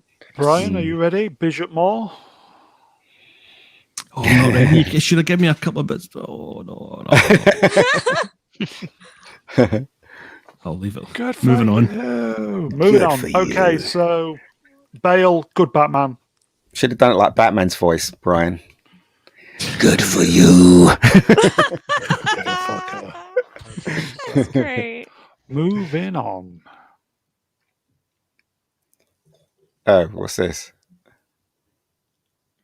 God. Okay. Oh God, I hated this film so much. I have Martha! hate passion for this film. Why did you say that really name? hated it. And which is the Martha! film? That's a horrible picture, by the way. That was Batman Martha! v Superman, wasn't it? Yeah. Batman versus Superman, which made no sense whatsoever. Well, Stupid but it film. happened in the comics. And, No, it didn't happen that way though in the comics. Well, no, did not it? like that. But there was a Batman I versus liked it. Superman, and everybody was waiting to see this happen because a lot of people, or normies that didn't read comics, they're like, "Well, how can Batman beat Superman?" I'm like, "Dude, you have no idea. You need to read a comic book." He usually does So- beat him in the comics in their Yeah. several encounters. Yeah, but people keep fathoming, "Oh, well, Superman's like an alien and he's super It's a very powerful. big So how can you boot. beat him?" So It was stupid. The way the fight started, the way they kept fighting, it was just the whole thing was just stupid. It really was, and I threw my hands in the air after I came out of the cinema. I was like, Like I'm yourself. never going to watch another I Batman will film again if they say carry on like this. Absolute shit.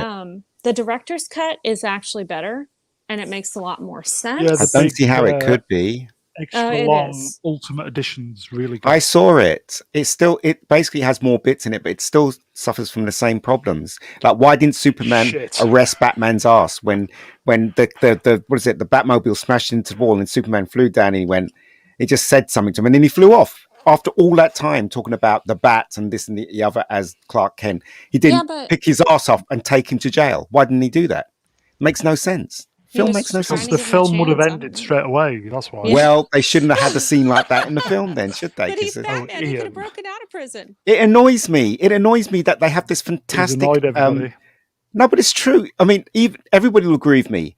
They've got this fantastic idea: Batman versus Superman. Make history. You've never seen Batman and Superman on screen ever. This is history. And what do they do with it? They have a script that doesn't make any sense, and they shoot it. So why would I not be annoyed? I mean, I'm a huge fan of both of them. Of course, I'm going to be annoyed. Yeah. It was a big clusterfuck. It was. Sorry. Did you actually like? I quite liked Affleck as Batman. What I the did. panel I think? agree. Yeah, I They liked wasted him. him. He was Wasted actually Yeah, pretty I good liked Bruce him. Wayne. I think it was really good. But Really bear good in mind, Bruce all Wayne, the yeah. fans were up in arms. But I will say, as a Batman fan, you question when you heard he was going to be playing Batman. It's like, are you kidding? Ben Affleck, Batman. Okay. But then when you saw how ripped he got and how he really took the role seriously, I'm Yeah, like, he took okay. it seriously, yeah. Yeah. Yeah, but he was disappointed with the film. He was disappointed with the. He was he was disappointed with Justice League. He was disappointed with this film because you can tell when he's doing the junket, when he's doing the interviews, he just sits there and he just answers the questions, and with no enthusiasm whatsoever, and he just sits there because he's seen the film. It's awful. Anyone that has a brain in their head could tell you this film is awful. That's to his credit. That's why he wasn't interested anymore. And when he got offered to make his own Batman movie, he said, okay, fine, I'll do it. But then politics played in and he just left the project because these people don't know what they're doing. It's So such a now we're going to shame. get stuck with Robert Pattinson. Gross. Emo Batman. So gross. The worst part of this movie was Lex Luthor's character, though. I thought it was absolutely disgusting. Don't get me started. Disgusting portrayal. Jesse Eisenberg was not the right choice. So bad. Not the right choice. And I will say, I know it's not everybody's favorite movie. I know I know this is a controversial person, but Kevin Spacey actually did a halfway decent Lex Luthor, in my opinion.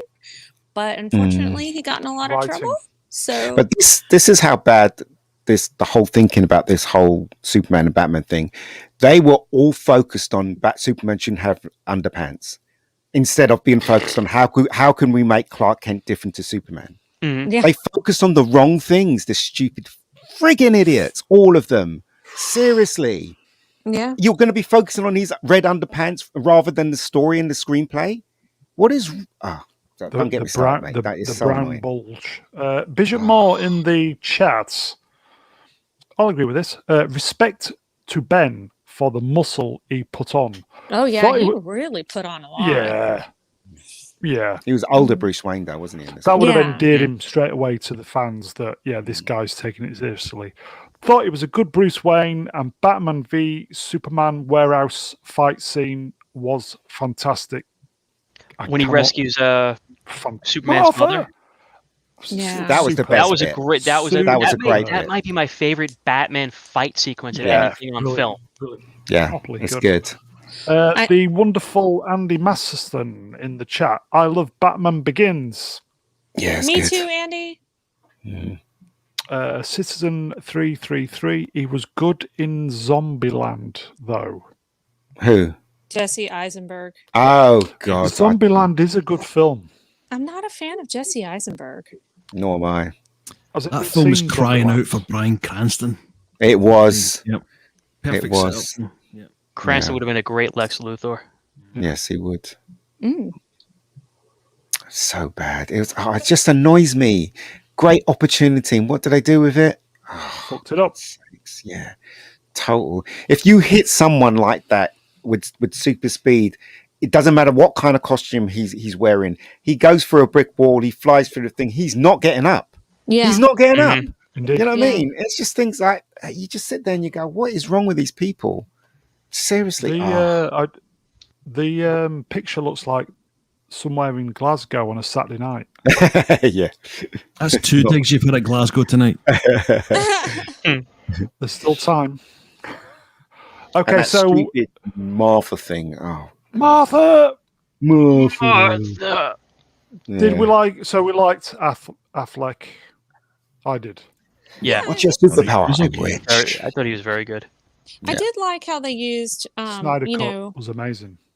The digital voice modulator thing. I know it was kind of cheesy, but it was just an interesting take on how do you disguise Batman's voice without doing the Batman growl. Yeah. So that was kind of cool. Yeah. I agree. So we will move on. He's going to appear in one of the newer films, isn't he? Yes. The Flash. Yes, I think so.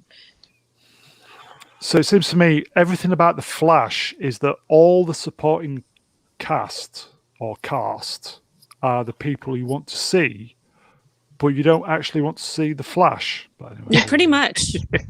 What's the guy's name? Oh, is it? Yeah. So it's all right for a gay guy to play someone that is in love with a woman, but it's not all right for a straight guy to play a gay guy. Is that right? There's a stream killer there. Okay, so we will move on. Cheers, Ian. Okay. So. No worries.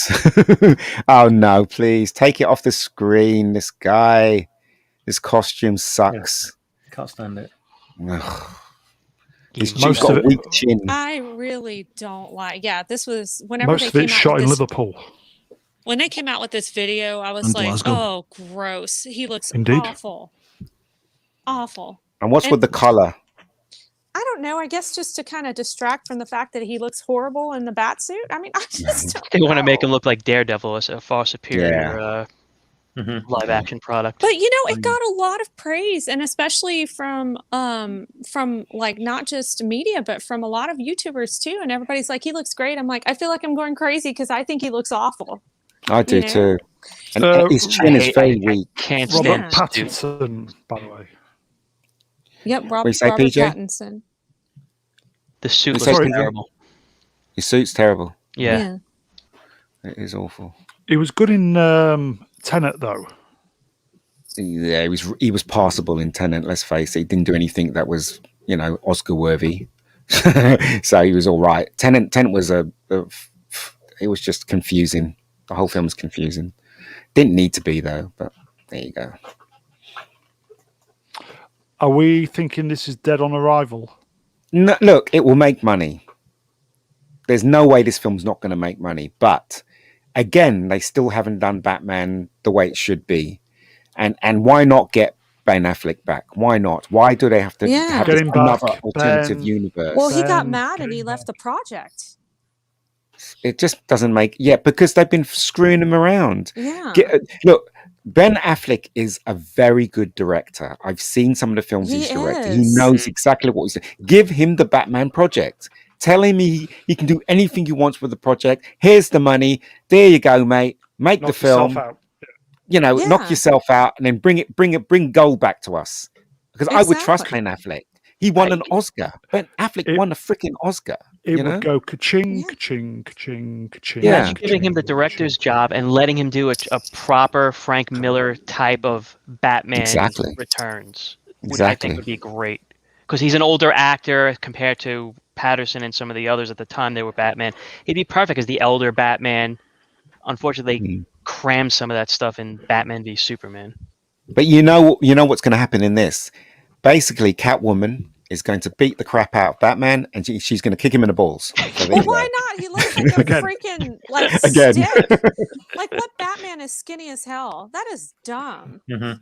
I've never seen a Bruce Wayne that looks like a pole. I mean, get out with that crap. Seriously, I don't know what they were thinking.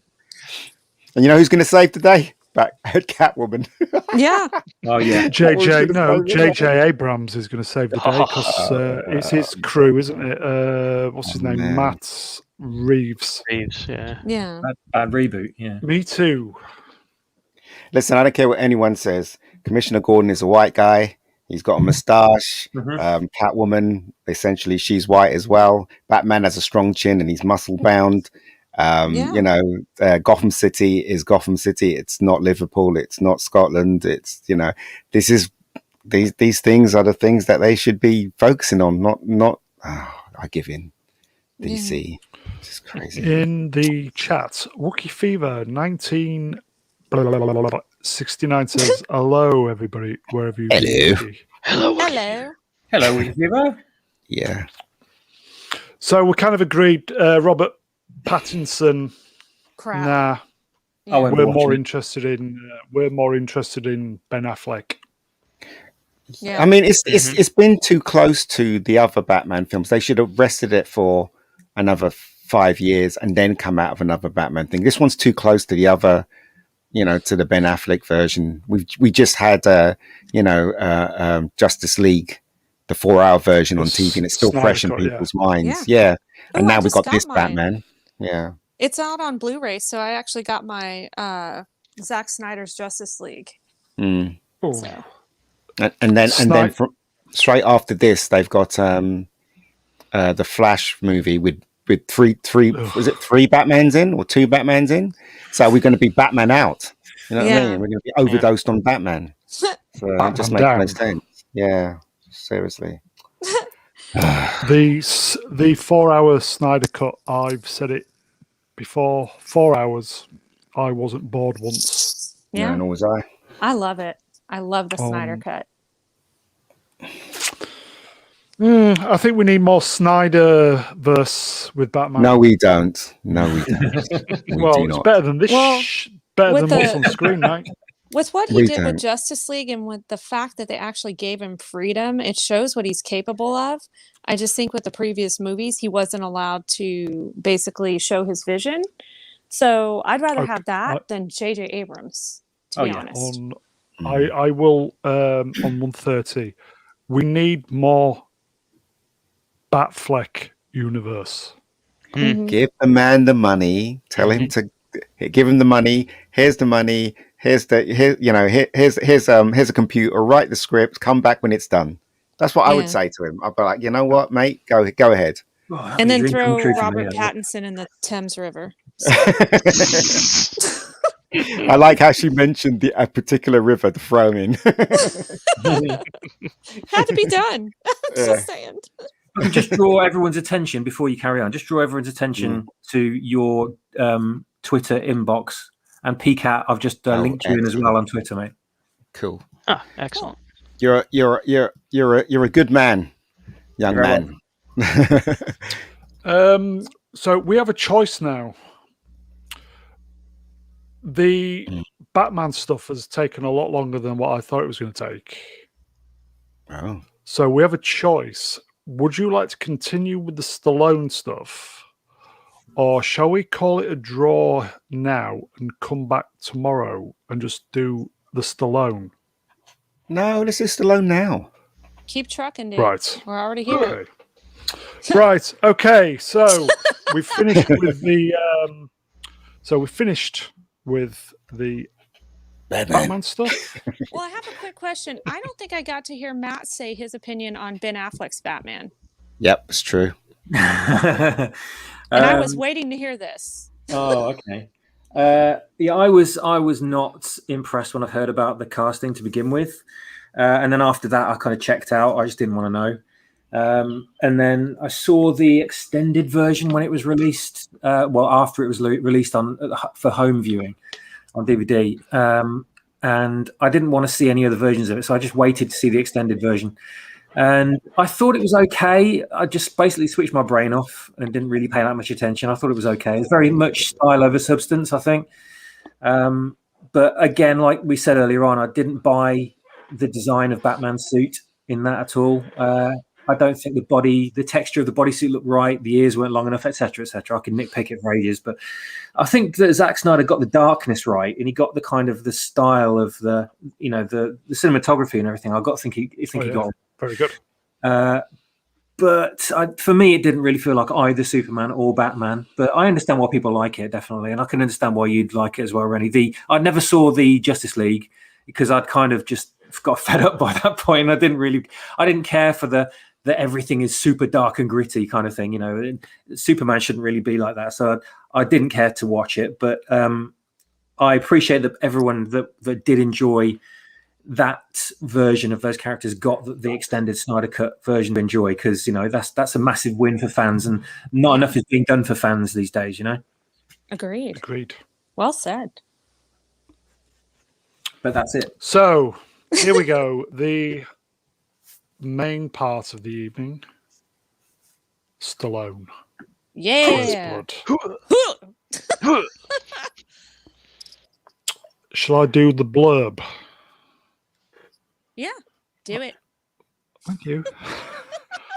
Okay, so First Blood, 1982, USA.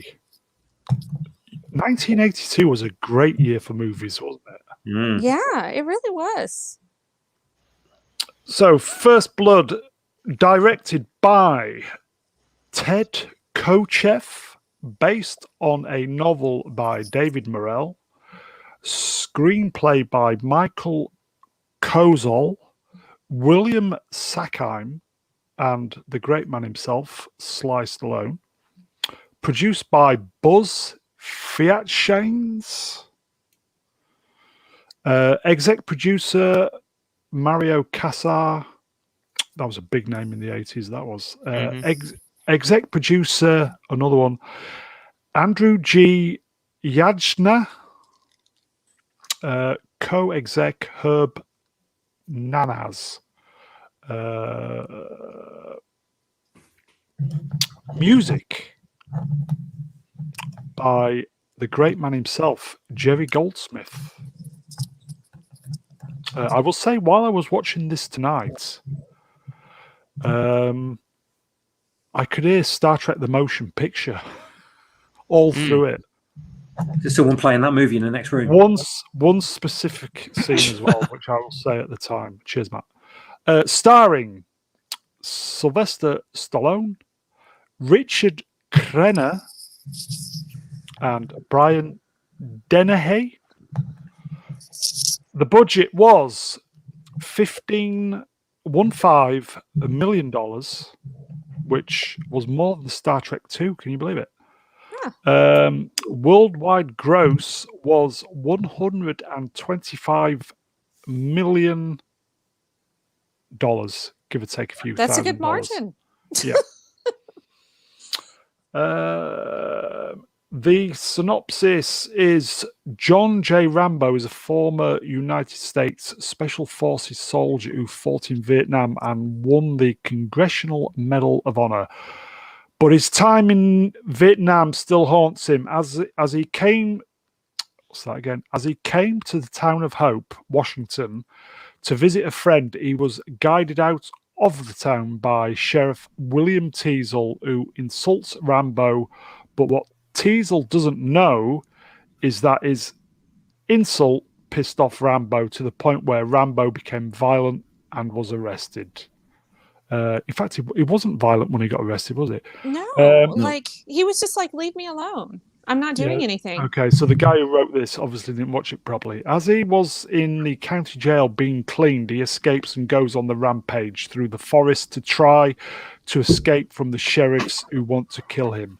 Then, as Rambo's commanding officer, Colonel Samuel Troutman, tries to save both the sheriff's department and Rambo before the situation gets out of hand. So, that really backfired, didn't it? Yeah. Who would like to start? I think we will go, because it's fresh in the mind, Reni.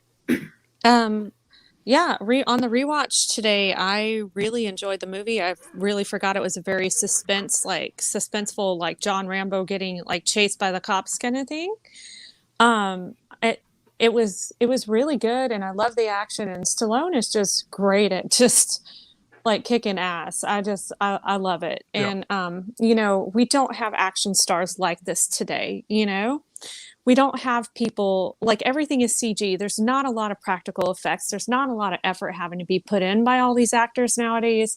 And it's just nice to see all the stuff that he actually went through. And people actually did stunts back in the day. But I found it also kind of tragic. He was an innocent person. Basically, he starts film off looking for one of his war buddies who was the last person alive aside from him. Finds out that he's dead, gets bummed out, and then this cop just starts harassing him. He just asks to be left alone. He gets arrested, and then he gets treated brutally by the police. And he just wants something to eat. Yeah. And so he wants to be left alone. He wants, he just wants to live and let live. They won't let him do that. And, it just unfolds into all this drama that shouldn't have even happened. And he even said, once in the movie, I didn't hurt anyone. Please leave me alone. Can't we just, stop this crap, so to speak? Just all get along. Exactly, because he's like, I'm not attacking anyone. Please don't attack me. And it's just really sad that this poor man was suffering, and every time somebody did something to him that reminded him of Vietnam, it drove him into a frenzy. Yeah. So your heart really went out to him. But it was a great movie, and I forgot how good of a movie it really was. So I'm really glad that I rewatched it. I was just about to say, worth the rewatch. Yes, absolutely. Yeah. Excellent. Brian? This was one of the films that I remember as a kid. All the other kids at school would talk about it, and I never missed it. And then later on, it's one of these films you would see in ITV, and I would catch 5 minutes here and 5 minutes there. So I think it was only a couple of years ago that I actually sat down and watched the whole thing. What? Wow. being Wow. being a 1980s flick, Wow. I expected it to be something kind of along the lines of Wow. like an army film, Commando or something. Commando, But sitting down and watching it, I was pleasantly surprised. And I'm not going to say it's one of my favourites, but it was a really good film. The pacing is really good all the way through it, and the soundtrack is, Well, you mentioned a minute ago, just sort of makes it. the re-edit. Jerry is- Goldsmith. Yeah, the re-edit is paced well. Yes. Yeah. Yep. Police in it reminded me a bit like the kind of cop's attitude towards the protagonists in Easy Rider. You know, at the same kind of time with Vietnam and stuff. You know, long hairs and just don't want any trouble. Just let's lift these guys and just treat them like absolute scum. Yeah, people who fought for their country and they just treated them like shite. Yeah, that same kind of thing, and that's basically the kind of theme through the whole film. And the Yeah. PTSD, it probably did more for awareness of PTSD than anything. Oh But, yeah, yeah. Yeah. I wondered what it would have been like had it stuck a bit more faithfully to the book. You know, would have been I think dead. there was 'cause test doesn't he audiences. die? Aye. Yeah, the test audience, Yeah. I think, didn't react well to him being killed off at the end. Hmm. But I think the end was slightly weak, and I think him dying would have Great made that a better theme film song for at me. the end. Yeah, Yeah, yeah, for me. Yeah, I hated when yeah. he The broke theme down. at the end, I loved it. Shame didn't understand what you were saying. Nothing is over. Nothing is over. Nothing. Swappers. Adrian. My God. It's so Film funny. boys and girls. Swappers. I was, What do you think? I was trying to stop myself from doing that. I loved this. I must have been about 8, 9, something like that. I can't remember now. Around that point. And people were obsessed with this movie back then. Absolutely obsessed with it. Yeah. My friend's brother, older brother, and all his mates, they were kind of crazy about anything military, and they'd joined up for the army cadets and stuff, and they were obsessed with this film. And they'd go off into the woods and just like stalk each other down and put like camo paint over themselves and wear like military clothing. And, Yeah, your friends were crazy. yeah, I was scared it's from when you think Leicester. about it now, but They they do were shit like that in Leicester.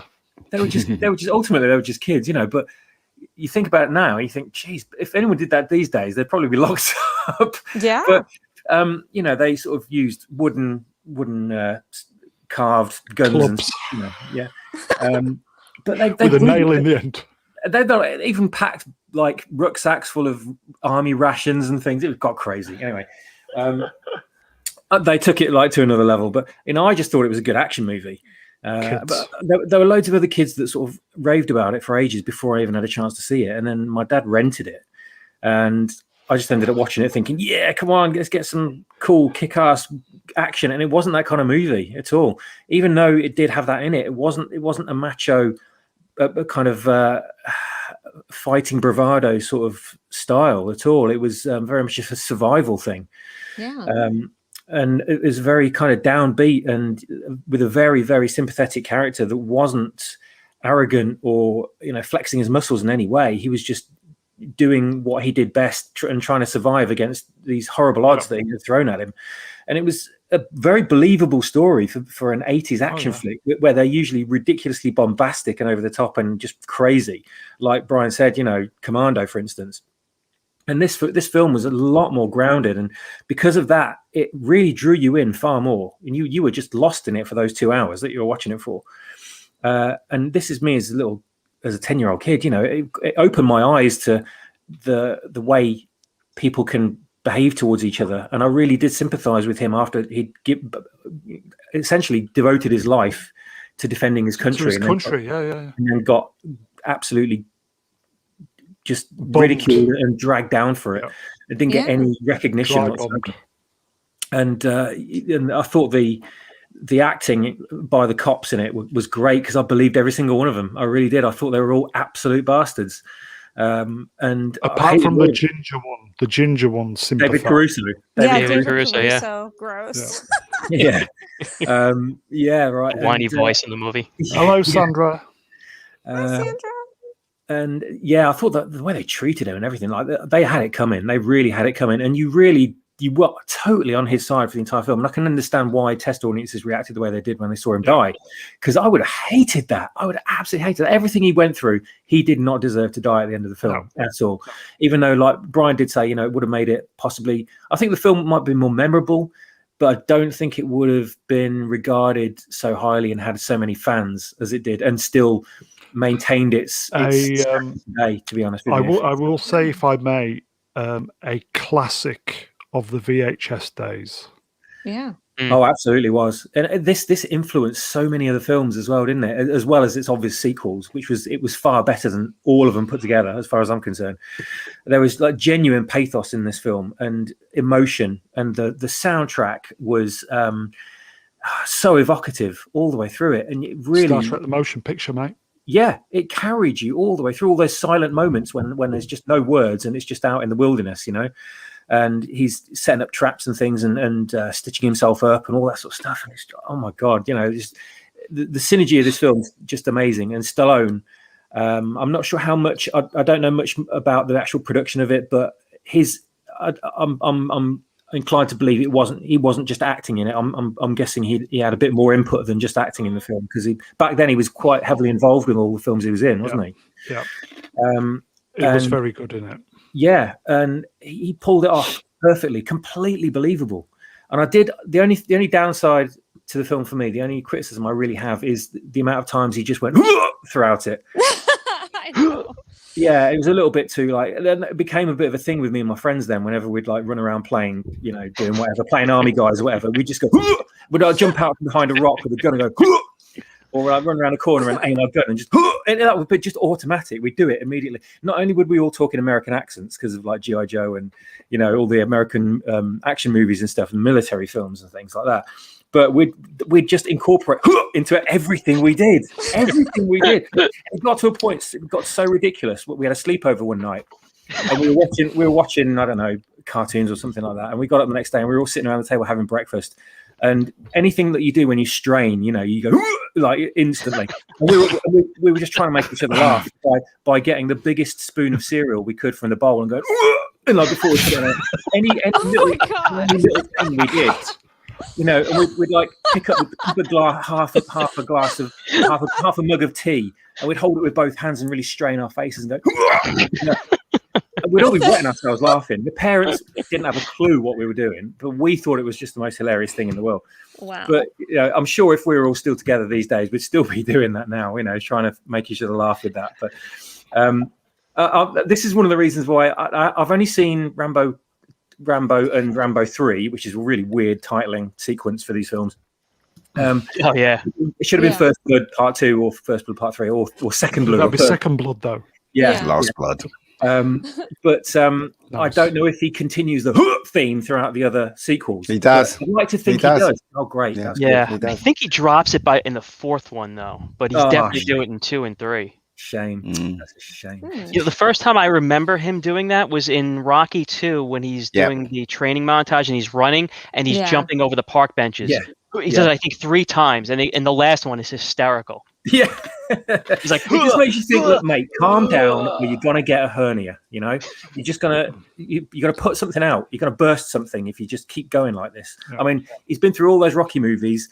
Must have got battered to absolute crap, but that's nothing compared to how much he's going to strain if he keeps going every 5 minutes. So I'm just hoping, as an adult now, and he's like, we're probably walking with a cane, and he's in the physical effect. He's not just getting out of bed and putting one foot on the floor and just going.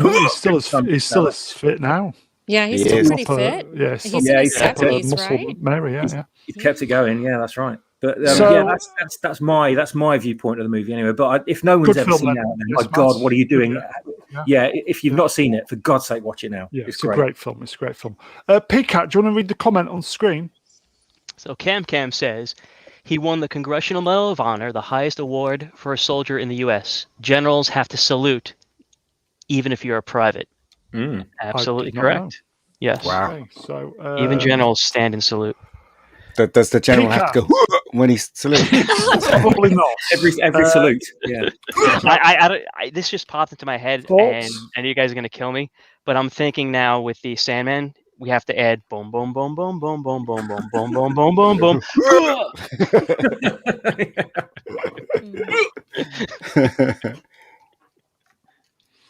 Picat, thoughts on First Blood? One of the amazing things about this, before you even get into how good of a movie it is, this was the first non-Rocky movie that was a big hit for Stallone. Everything he did outside of Rocky until this movie was not financially successful. Yeah. He had a long string of flops outside of the Rocky movies. He did Rocky 3 the same year, and then followed it up with this one, which was a tremendous back-to-back. Oh, I forgot. Yeah, he did a film called Fist, didn't he? Yeah, he did Fist, Paradise Alley, That was it. Nighthawks, which I actually like, but Yeah, I it did. didn't do Rutger well. Hauer, that was a great film. Yeah, Was I think that's his most underrated movie that he's done. Agreed. I'll agree with that. Mm. I mean, this is not a cartoon. If people have not seen it, you have to see it. Ignore the other movies if you can. If you've seen the other ones, it's it's almost like they're not related. Mhm. Yeah, it's the same Yes. character, but there's no cartoon action, and the kill count is only one in this movie. Only Yeah. one, and it's an accidental death Yeah. in the movie. Yeah, It absolutely. wasn't accidental. He Well- threw the rock at the Well- helicopter, for God's sake. Well, It's but he didn't know he was self-defense. going to kill the guy. That was Yeah. in He took his self-defense. He seatbelt was off. shooting at him. Yeah. That guy deserved to die, though. let's Yeah, face he it. was He was- shooting at He him. was an arse. Yeah. Yeah. But I mean, his acting was up until the last scene of the movie where he's screaming. His acting was good, and it was reserved. It was almost like Clint I would Eastwood-esque, where disagree. he I had disagree with he would have his own dialogue cut, or they edited out a good chunk of the chunks of the movie where he had more dialogue, and it made it much better character because he didn't speak that much. Yeah. Sort of like a Clint Eastwood type of movie where he would cut his own dialogue because he felt the less is more. What was the? I read somewhere the initial cut. Was it about a 3-hour film? It was extremely long, And it was a totally different film. And this was one of the saved by the editor Yeah. films, wasn't it? Yeah, and he had a big hand in his wanting it cut down too. I guess after the previews and the initial reactions, and of course the ending, which he kills himself in the original ending. He takes Troutman's gun as Troutman's hand, and he points it to his own stomach and kills himself. Oh, what? Yeah, and you could Actually- see that not only in the It's deleted on the scene, DVD, isn't it? Or the Yeah. Blu-ray? I can't remember. and you can see that scene in his dream sequence in the 4th Rambo movie, which is only There's called Rambo. Oh, Where right. he's having okay. the dream sequence, and you hear Troutman in his head, and you see a very quick scene. You see him blowing himself away. It's the sorry? cut scene. Yeah. Carry on, jokes. He's Carry very on. talented, Mr. Brown. The best. The best. That's where he got the from. Yeah. So you like it, Picat? I love it. It's of all the Stallone movies, Come on. it's the original Rocky and this one that I can watch Yeah. that I've seen the most. And I've Yeah, seen, come all the Rocky movies a ton of times, but it's this and Rocky, which I absolutely love. Yeah. But you guys talked about how he was a Vietnam veteran and how he was just trying to be left alone and he wasn't appreciated. In the book, Teasel is a Korean veteran, a medal-winning Korean veteran. And Oh, the right, okay. ol- That's and the that's only the cop-out. scene in this movie that alludes to that is late in the movie when Teasel's sitting alone by himself at his desk. You see his medals in the background. Oh, right. And I only caught that when I was watching it with the commentary from the author, David Morrell, talking about it and pointing out the differences between the movie and You're the book. a proper and fan, aren't you? and the book, they get more into him being a Korean War veteran, and he didn't like Rambo because he was a Vietnam veteran, and he felt the Korean War vets never got their just due, and that played more into why he had his disdain for Rambo in the book. And Rambo killed most of the cops in the book too. Wow. Yeah, and I believe too. You remember the scene where he runs into that young kid who's hunting with his father, Yeah. and he Yes. holds the kid down. And he throws his. In the book, he kills them. So he's Wow. he's not a sympathetic character in the book. He just goes into killing machine Wow. mode, and he kills the cops, kills them in the woods. Well, that's what Troutman said. If in doubt, kill. Mm-hmm. Okay, so MegaGeek. Mm. What do you think? I think Stallone's name is far too big for this poster. Look at that, eh? First Blood I is know. tiny. I like Stallone's- the EMI logo. That's very old. Yeah. It's, it doesn't Back in exist anymore, there. does it? Yeah, right. You're absolutely in right. The things that I noticed when I was watching this again makes me laugh is it's a very old fashioned film. Like when First Blood comes up on the screen, you have the copyright sign at the bottom. I don't know if you guys noticed that. That's very old. They don't do that anymore. You're and also going to be delighted. The sound effects was in mono, which is really weird for an action film. The sound effects, the sound effects wasn't punched up to 11, because if you watch Rocky 3, every punch is like an explosion. I spotted that, yeah. So with this film, it's weird to hear especially shooting. It was weird to hear the shooting sounding like 70s sound effects, and especially when he throws a guy through the glass and you hear that old 70s glass smashing. The glass smashing. Yes, I thought, wow. Yeah, so it's those things kind of took it out when I was watching it again. Took it out for me a bit, but I agree with what everybody else says. It's a good film. It's enjoyable. Yeah, it's a fabulous movie. Sylvester Stallone gives a grounded performance, even though he goes a lot. And the things that really stuck out in my mind is that bit where he was underground. That went on forever, didn't it? Where he was running around with the torch and stuff like that. It just went on forever. Bring out the rats. Yeah, the rats bit and stuff like that. And Lord knows how he kept that flame gun of all the water that was coming from the top of the rocks, and when he fell into the rats thing, there was water everywhere. Yeah, he kept that thing still with the flame. Highly trained, though, isn't he? Yeah, apparently so.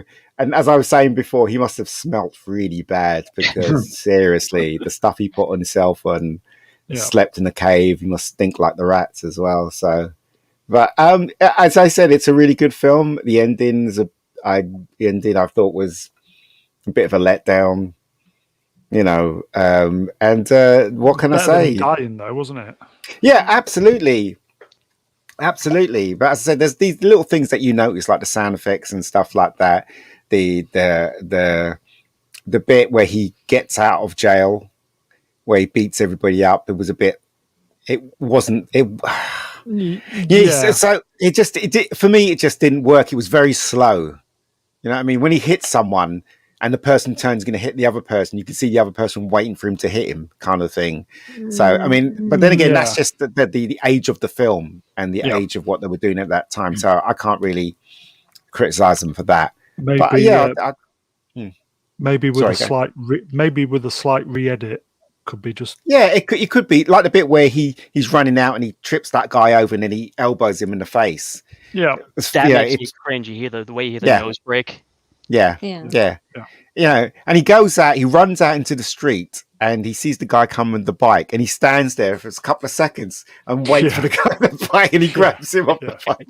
And, it's like, okay, but, those are little nitpicks. The film is a classic and it works, and it was considered very violent for today, for that day, but now it's not. It's very tame if you think about it. And if the bit where Rambo sticks the knife on the sheriff's neck, there's absolutely no way that he would not have got a cut. Because remember that bit where he was using the knife to cut the paper? The cop. Exactly. That knife was so sharp, even if you just touched him with that knife, he would have been cut right there. He did apply pressure because you could see it. Bishop Moore, don't forget, Rambo would eat things that would make a Billy Goat puke. Well, yes. Great line. Yeah. I will say, if I may, going back to the classic VHS days, we were lucky enough to have 2 VHS video recorders, and we rented this from the shop, and boom, let's have it. And we played this to death. Such a great film. God didn't make him, I did. Yeah, okay. Right, calm down, mate. Absolutely. And watching it this evening, and I've not seen this in probably 25 years. I've seen snippets if it's been on TV, but I've never actually sat down to watch it from beginning to end in a long, long time. And it's a great film. It's got some classic moments in it, like for instance, Genuinely a great film. The thing he ties to his hair, everybody copied that. Yeah. You know, that was was a one of big those thing. things. Yeah. So It's the best line in the movie. What's the best line in the movie? He goes, don't forget, you send that many guys after him. Don't forget one thing. He goes, a good supply of body bags. That's great. Yeah, that was a good So line. corny. So corny. Unbelievable. Yeah. Okay, so on 2 hours, shall we pile through the pictures? And there's a lot of them. Bring it on. So, poster, very of its time again. Yeah. Stallone. Yeah. Bit problematic. See, There look, you go, Ian, copyright just for sign. you. Yeah, the copyright sign at the bottom is there you crazy. go. Isn't it? Never used to do that. They always used to do that. They did it in the streets of San Francisco. I don't know if you remember that show. They always used to have that at the bottom. QN production. Yeah. Yep. Quinn Martin. See, I would like to think I kind of know Ian a little bit by now. And I would hope straight away, I just knew he would pick up on that. Because I would. Yeah. So. First Blood. Good film. Okay, so let's move on then. 1982, such a great year It for was. movies. So many great films. Yeah. This cost $4 million more than Star Trek 2 to make, by the way. Well How worth much it. of that went to Stallone's salary? I wonder. Yeah. Or the crashed helicopter or whatever. Yeah. Not crashed. So at the beginning, he's walking down to see his friend. Beautiful location. Nice music. Very kind of la la la la la la. Like, oh, this is an adventure. Yeah. Yeah. Very nice kind of peaceful music. I didn't understand why or maybe it was because her son died of cancer and she was really upset about it. But I still didn't understand why she was treating him that way. I think she was just really bitter about it. Yeah. And it had Yeah, but nothing to do with him personally. Yeah. Yeah, but still. Anyway, whatever. Isn't that more to give the audience sympathy for the character? That kind of thing. Yeah, possibly. Maybe. So Stallone in his early, how old will he be? He's about 72 now. So what's that? He's going to be in his early 30s. Yeah. Prime Stallone. About 36, because I think he was 30 in Rocky in 76, Yeah, so he prime. should be, yeah. Prime Stallone there, boys and girls. You know what, right? Taking nothing away from this man, he's a brilliant director, writer, and producer. Sylvester Stallone. He really is. He's created some classic movies. You can't take that away from him. And he's very talented. Yeah. No doubt about it. Yeah. I will say there is about 3 or 4 actors who I refer to as Mr. It's Mr. Shatner, Mr. Cruise, Mr. Schwarzenegger, and Mr. Stallone. Sly. And only one of them goes, yeah, exactly. So this is Mr. Stallone showing the picture of his friend from the Nam. Delmore Barry. And that's his mother, and he died in Vietnam, and he didn't even know.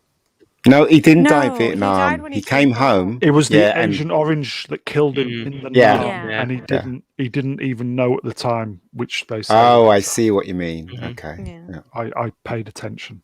Okay, so Hater. I'm looking for my friend. Looking for my friend. Wow. Peacock was a bit low there, John. Peacock. This was shot in British Columbia, wasn't it? Yes, it was. And Canadians have all the fun. Yeah, that's Canada, isn't it? Yeah. Yeah, it was. It was. And I think the name of the town I'm trying to remember if it's different than it was in the novel. It looks amazing. The visuals were great. The location. Welcome to fabulous. Hope. No Hope.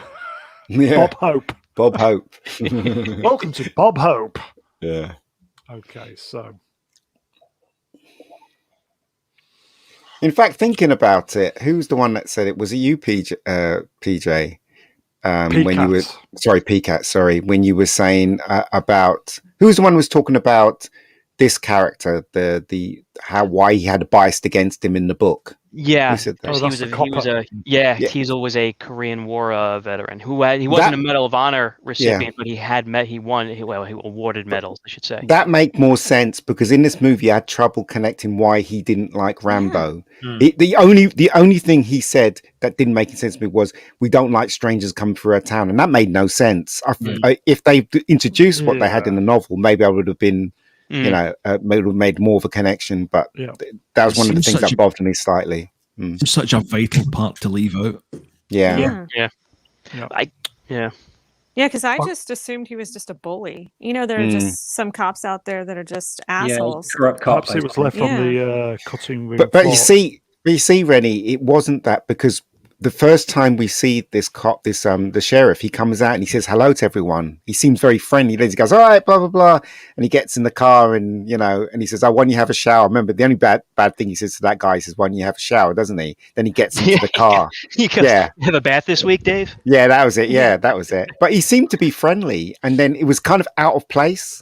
Yeah. This bit here where we don't like strangers coming through town. It's like, well, that doesn't make any sense. You took an instant dislike to this man. Yeah. What did he do to you? What did he do? Yeah. I think it was the American flag and the look, wasn't it? Citizen 333 can't beat a hand-drawn movie poster. You are correct. Yeah. Oh, I forgot. At that time, wasn't it the movement about the veterans? Was it Jane Fonda that had that movement when they were coming back and they were saying that it should never went in the first place and they're disrespecting the vets? Was it that time or was it before Vietnam? I can't remember. No, they had a rough time when they came back. It was a really rough time.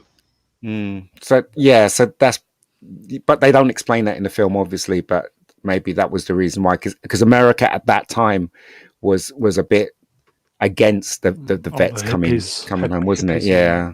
He gets into that too in that end speech. Some of it, which he does, but he's spitting me, protesting me. Yeah. I want to ride my Cadillac. I can't find your legs.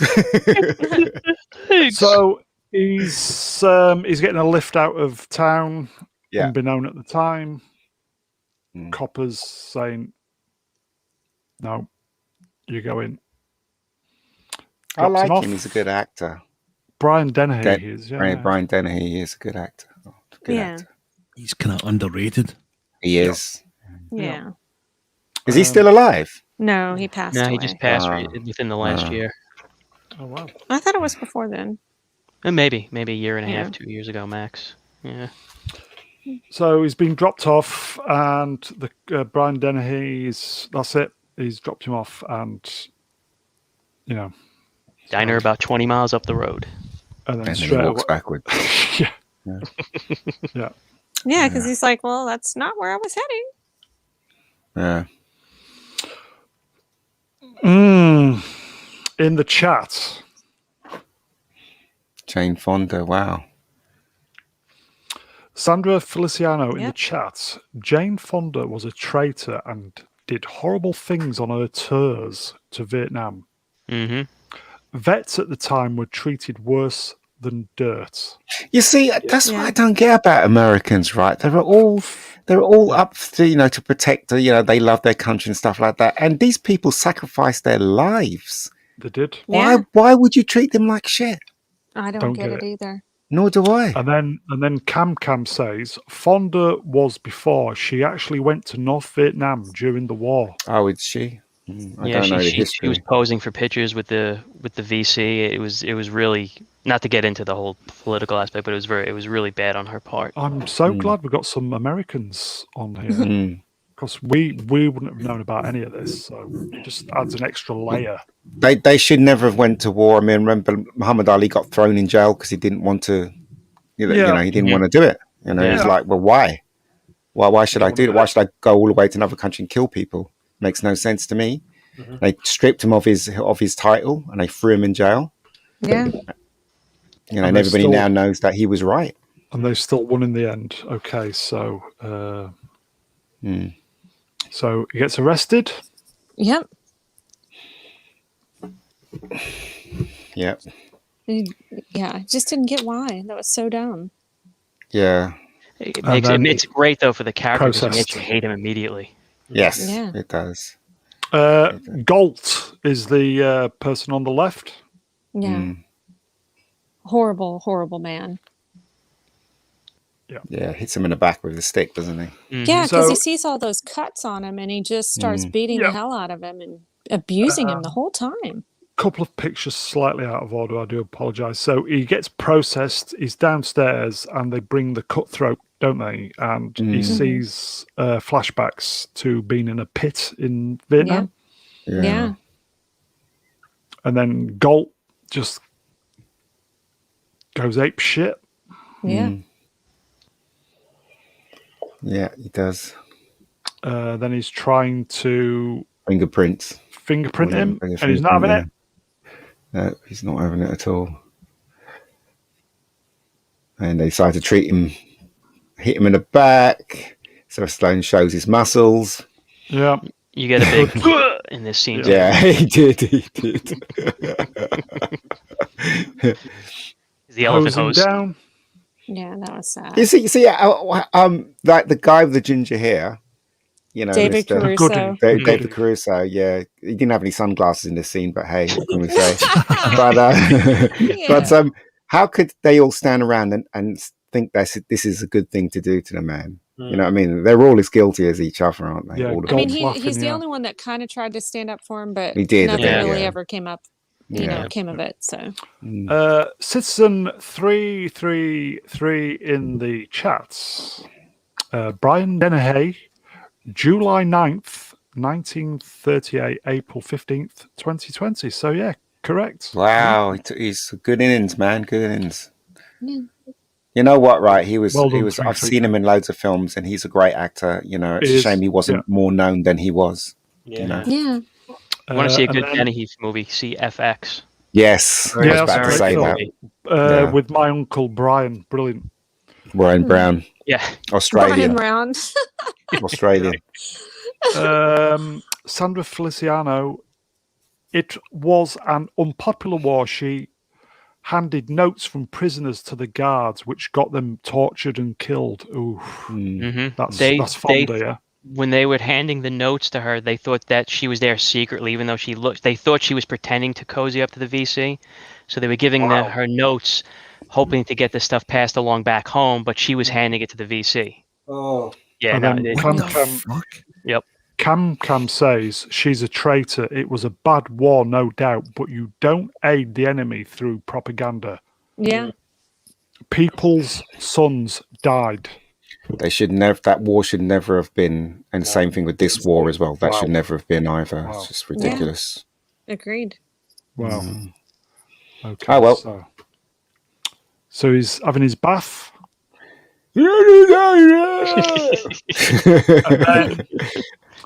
The cutthroat comes out, and that's it. Triggered. Yeah. Yeah, I keep every time I see this scene. I'm sorry to mention the second one, but the second one always makes me laugh when he's captured by the Vietnamese and he says, and he has that mic and he goes, "Murdoch, I'm coming to get you." Do you remember that scene? That was great. That scene always makes me laugh. Especially then you get the lightning right there and the thunder Absolutely. right after it. Yeah, Perfect. absolutely. So bad it was good. That's so funny. Yeah, so funny. Sorry, carry on. Then Sandra in the chat says, I was in high school during the end of the war. I remember what was done and what our soldiers went through because of people like her. She got away with it because of who her dad was. Yes, yeah. yes, Sadly absolutely. true. Wow. Yeah, but you know what? If Gump can survive, anyone can survive. That's what I say. Get out. Oh my. Okay, so he's been triggered and John Jay is not happy. No, he's not. And then there's He a does a quick lot of urs here. flashback to where he's been tortured. He gets cut here, doesn't he, in the chest with the big knife. Yeah. Yeah, that was awful. More fighting, then it'll cut back in a moment. He's going to shave him dry. He's a big boy. Yeah. They're going to take him to court, weren't they? Get him ready for court. Yeah. And this is where he gets his Yeah, cat. she- Yeah, does that kind of noise. Maybe I'll just say Jane Fonda then. Jane Fonda. That And bit where he beats everybody up and badass. He's just gone fucking mental. Yeah, it's badass, man. But That's you a know, in great all scene. fairness, He it runs was out. retaliation for the abuse. Absolutely. That's Absolutely. not fair that he got in trouble for that. I But felt justified. so bad. Yeah, Yeah. exactly. He was just defending himself. Those two people that are looking at Rambo, they look like, I don't know, look like someone from a 70s band or something, don't they? Yeah. You know, like like Chicago or something. Jefferson Airplane. Yeah, they do, don't they? Apparently, they all the background people were just they just hired locals for those scenes. Oh, great. So he knocks the guy off his motorbike. Yeah, he does. He gets on the motorbike and there's a motorbike chase. And there's a The lo- wonderful the score lo- by Jerry Goldsmith. Yeah, the location with the mountains in the background, fabulous. Yeah. Um, It must have been Then, freezing for Sylvester Stallone Yeah. because Yeah, 'cause it it was looks winter, really yeah, cold. yeah. Yeah. Yeah. so Dennehy's it's Teasel, isn't it? He's chasing Sly, Yes, he is. and then they kind of go off road, and then he ends up in a ravine Yeah.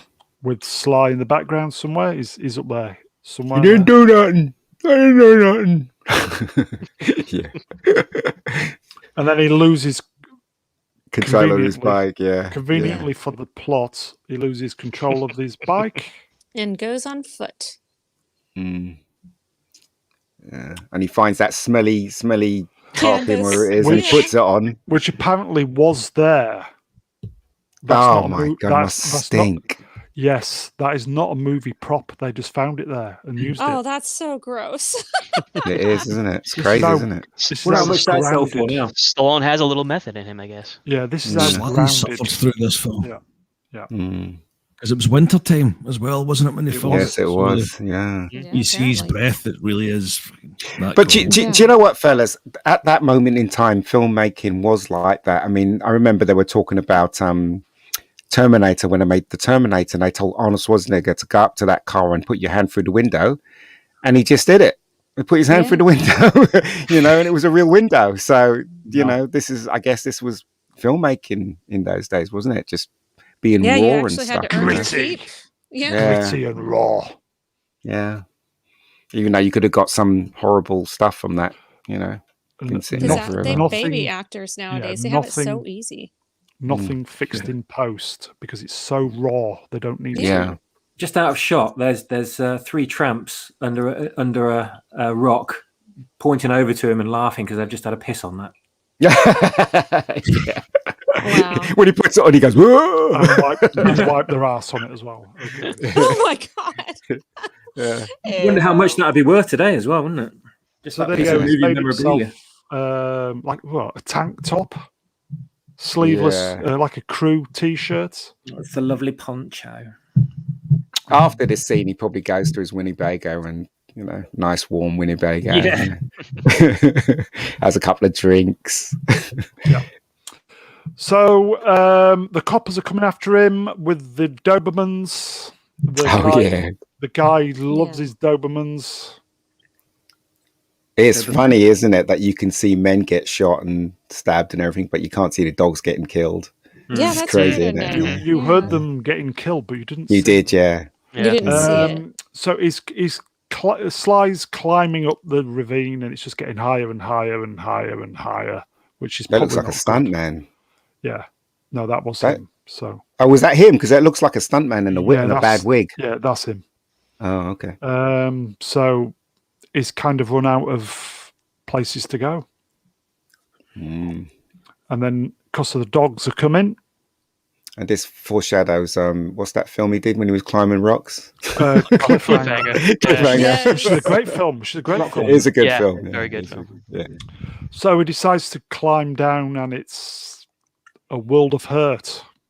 They do nothing. And then Galt and the chopper comes in. Yeah. Start Just keep it shooting at him. steady. I will say this was really, really good helicopter flying. Just keep it steady. What are you doing? Yeah. Remember that scene? Yeah, and he's like, he said What a not bastard. to, I or wonder if he was to, really there. not to hurt him or whatever. And he's like, I'll kill you myself. Yeah. I was like, dude. Galt was actually in the chopper. He's probably who played strapped to it. He's probably Yeah. strapped to it, so he wouldn't fall out and stuff. But it's very brave of him because that Yeah, helicopter could, just It take the never wrong happened turn now. and they can all go down. Yeah. I was just say, great stunt pilot, really good flying. Yeah. Right there. Today that would be digital. Yeah. I have nothing but genuine warmth and love for this film, which I kind of forgot about. Going back to when I was a teenager and watching it. So let's face it, you would never ever do this. He's not holding on to anything good. there. Good. In real life, you'll have one hand maybe holding on to the window bit and one hand on the gun, but you'll never have two hands on the weapon because one turn of that helicopter and you're going down. Yeah. So he's obviously was strapped to it. It's just a film thing, isn't it? In real life, you'd never do that, would you? In real life, you'll protect yourself before. But yeah, it's crazy, isn't it? Usually when we do these kind of review things, it's kind of maybe like a sci-fi film or stuff where there's lots to see. Yeah. And I was kind of genuinely worried about this one, thinking there'd be not a lot to see for the stills. But I genuinely, I think I was wrong. It's There's a lot of stuff. Just such a great film. Such a great film. And it was a joy to watch it again after all these years. I think the cinematography is really good in the framing of the shots, especially. Absolutely. Yeah. I think it was the first time this evening I saw it in like super, super widescreen. Yeah. I saw it in 4K. And as opposed to the old pan and scan stuff from back in the VHS days. In the beginning, when he's walking down that hill, it's fantastic photography with the mountain in the background and stuff. I think the last time I saw this film, widescreen TV hadn't been invented. Oh, wow. So it was just like watching a new film. Just so good. Right, so VHS was good, but needed to be in widescreen. So JJ, John Jay is gone. He's off. He's had to jump because it was a good stunt though. Very good stunt. Stunt man. We've got a clap. Very good stunt. It's a great shot.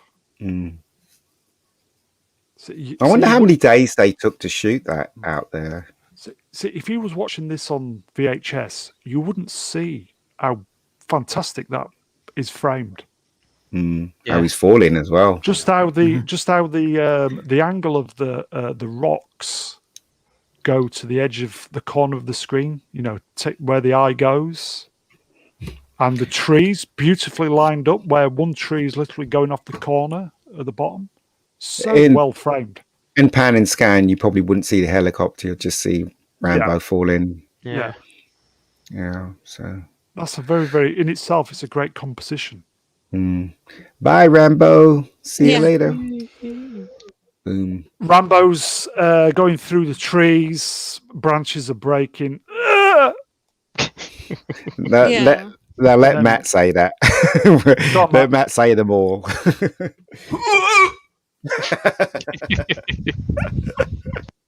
And then he cuts his arm, doesn't he? He hits his arm.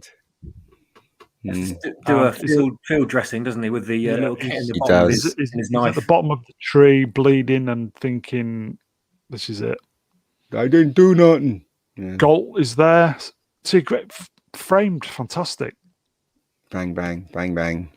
Hitting the tree instead of Rambo. Throws a stone.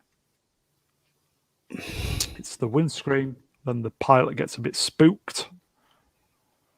And then Galt does his Superman impression.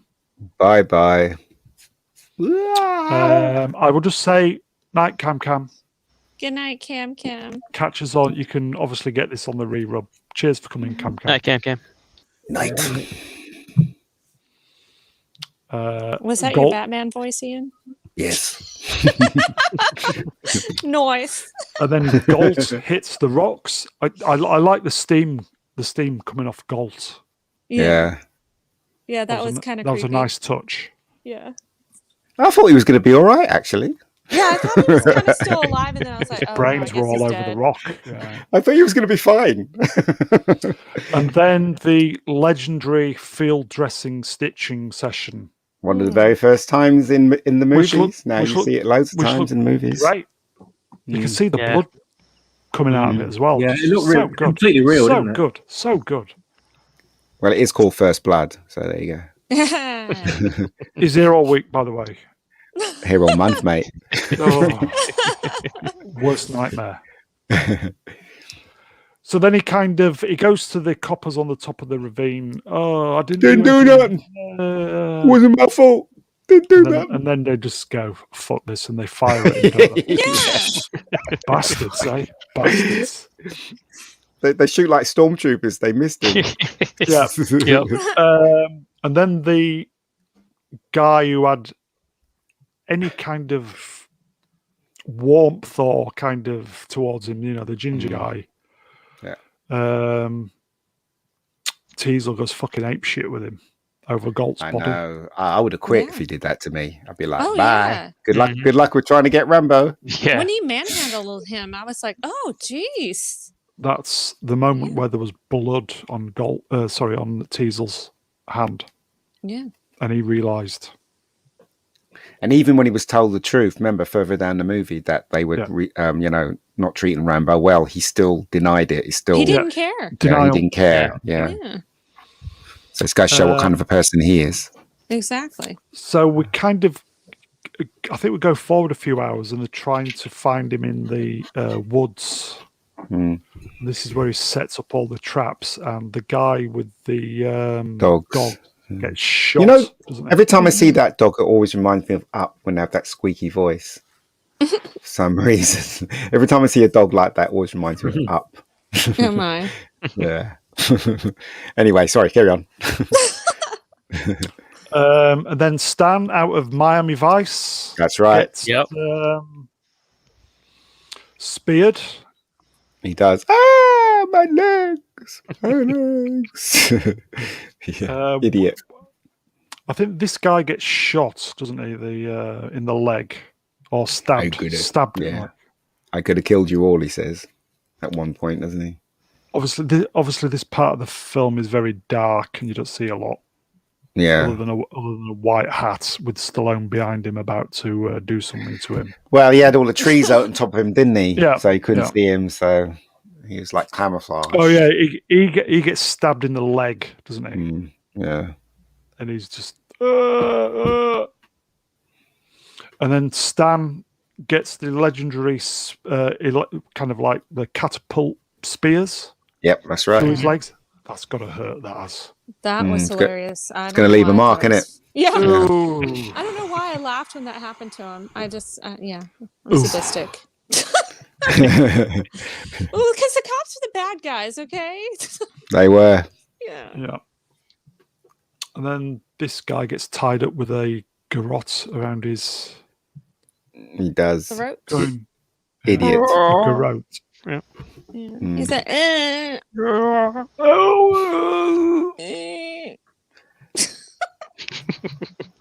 And then once all the men are down, I could That's have killed them. yeah. Knife to the throat. Could have killed you. Let it go. Yeah. And, that would have been perfectly fine. Let him go. He didn't do anything to you guys. You're the ones that took him in and abused him. You arrested him for no reason. Well, I'll give you a war you won't. What is he? I'll give you a war. I can't remember the line. He says, I'll give you a war you won't. You want a war, I'll give you one. Yeah, that was it. Yeah. I think it was Galt going out the helicopter that. Yeah, that made him go. But it's his fault though. Should have just should have just drove him to the restaurant, let him get some food, and then he would have left town. Yeah, That was blood on his hands or on his leather gloves. That's right. That knife would have definitely cut him. He would have been dead. You Oh, yeah. You wouldn't believe. That was it. That's the line. If He you would look have been closely, dead. there is actually a wee line of blood when he takes a knife away. Yeah, There there is. is, but that knife But is it's so very sharp. little bit. If Yeah. you push, even if you push it a little, he'd be dead because you got the main artery right there. Main artery, he would have been dead. Yeah. But let's not forget, this is the movies. I know. I'm just saying. And then the Home Guard, the state police, everybody really turns up, including some TV crews. They do indeed. There was a funny line from the newsman where he tries to say that the police officers' tremendous skill and training are the only reason why they survived. Cracks me up every time. Yeah. It's like, Rambo is the only reason why they're still alive. Yeah. And there's a rainbow shirt there, would you believe? Wow, that's crazy. Oh, look at that. And kind of like purple hair or light blue hair bad. Yeah. There you go. Way ahead of its time, this film. 40 years ahead of its time. Definitely. And do you know what, right? I think there's an article going out tomorrow saying that Rambo is gay. So brace yourself for that one. So there you go. Him and Teasel had a special connection that they never relationship. Yeah. Which explains why Teasel was so bitter with him. That's right. For being a jilted lover or some bullshit. Breaking up is so hard to do. That's right. That's right. Yeah. This is one for the techies. Ian, do you like the video camera? That video camera is standard issue in movies when they have TV film crews everywhere. But yeah, that's a really big camera, isn't it?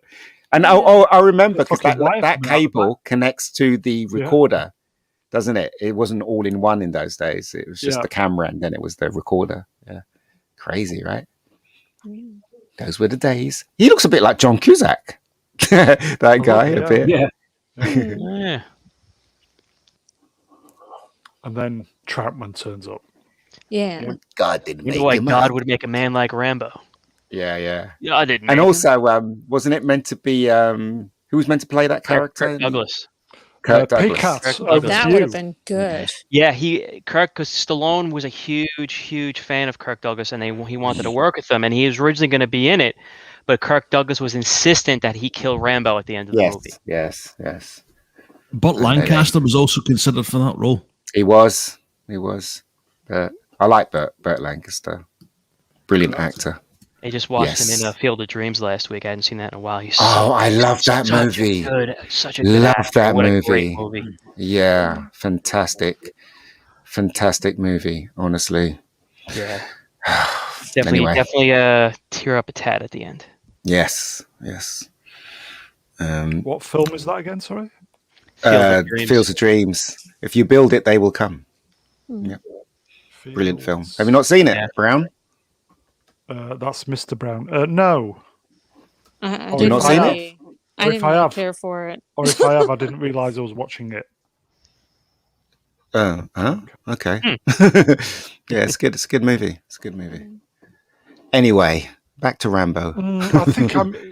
I think I have, but I can't remember anything of it. It was Kevin Costner was in it. Oh, that one. Mm-hmm. Yeah. Yes. James Earl Jones, Ray Liotta. Yeah. Great stuff. It's a good movie. So they're having a meeting now. Body bags line. Yeah. Troutman. Yeah. State police in the background and one of his Teasel's compadres. Do you think that they wanted Brian Dennehy back for the second one because they didn't kill him off, did they? Yeah. I get the feeling that they were planning to get him in the other one. His twin brother Charles Napier who turned up. Oh, come on. Murdoch. So meanwhile, back in the woods, John Rambo is hunting wild boar. Yeah. Johnny. Because he's hungry. Because he's hard. And I tried to... You could hardly see anything, but there is a boar in there somewhere. He jumps on it, doesn't he? Yeah, he jumps on it with a spear. He has the knife at the end of the stick. So he's having a barbecue in the cave. All cozy in the cave. Because Rambo stole a radio from the police. They know he can hear them. Troutman's trying to talk him down. When you come in, Johnny. Yeah. And then Sly is in there somewhere. Well, he's there. You can see his face. Just lots of dark shots. Yeah. And then the home guard, Dad's army, come in. They were useless, weren't they? Those guys. Oh my gosh, yes. Useless. Reminded me of was it Southern Comfort? Do you remember that film? Yeah, I remember that film. Well, that's a good film. Reni? No, I didn't see that film. You was about I to like say the drink as well. I do like the drink.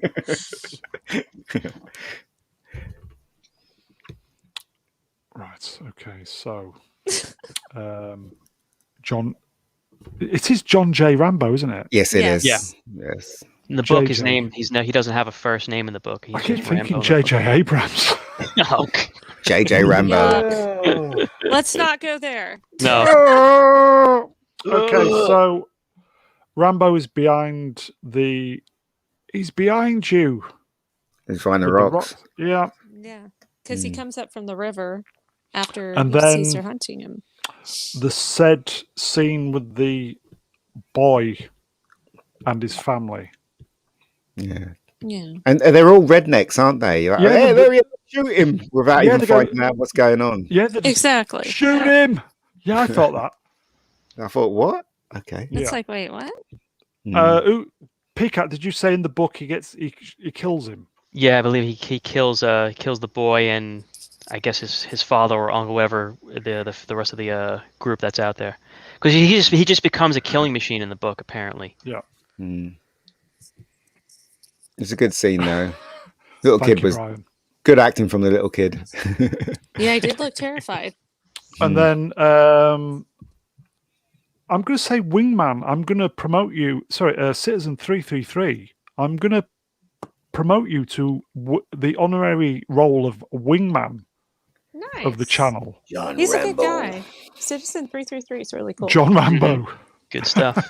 Rambo. Citizen Because will Galt reads his name off the dog tags. you Remember he will wouldn't do give his well. name, You will and do he well. goes Rambo. John J.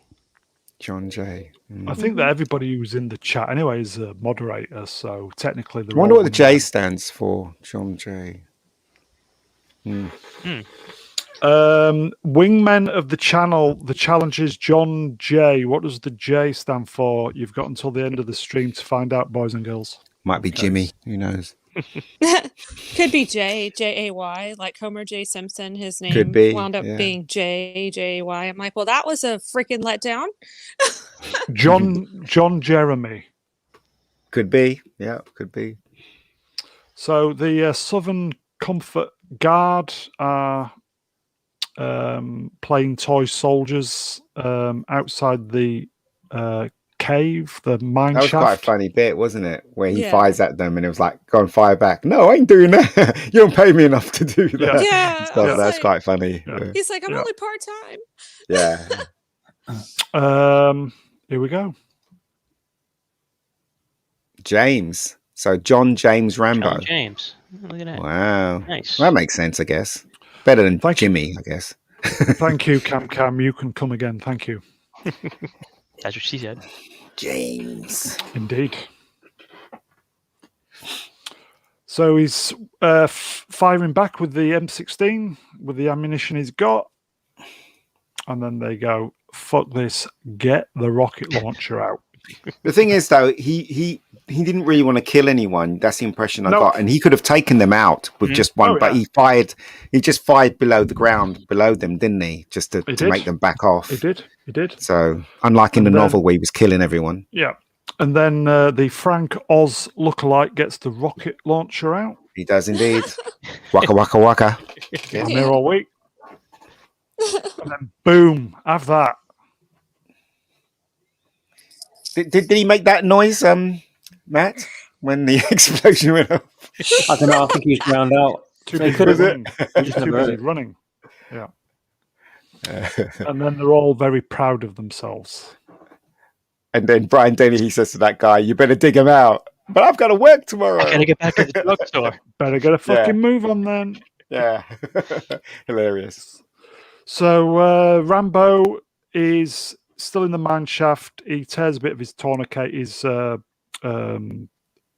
tank top off, sets fire, he ties it around the knife. Stick or something, isn't it? He got Yeah, a it's stick. the first it's the knife, isn't it? Then Yeah, he finds a big stick later. So, and then Troutman sees the smoke in the But trees. he knows he escapes, didn't he? Because he looks very carefully, doesn't he? So he knows there's a smoke coming out. Yeah, so he knows that he's somewhere, still alive. Yeah. There you go. And there's that famous line of Brian Denny. He says, the was it the best man lost? Something like that. He says to him, doesn't he? And you don't like it. Yep. And you don't like it. Yeah. Citizen 333 at the MegaGeek. Good point. What point was that? I can't remember what I said. I don't know, but it was a good one. Okay. Good job. Good job. Good job. That is correct.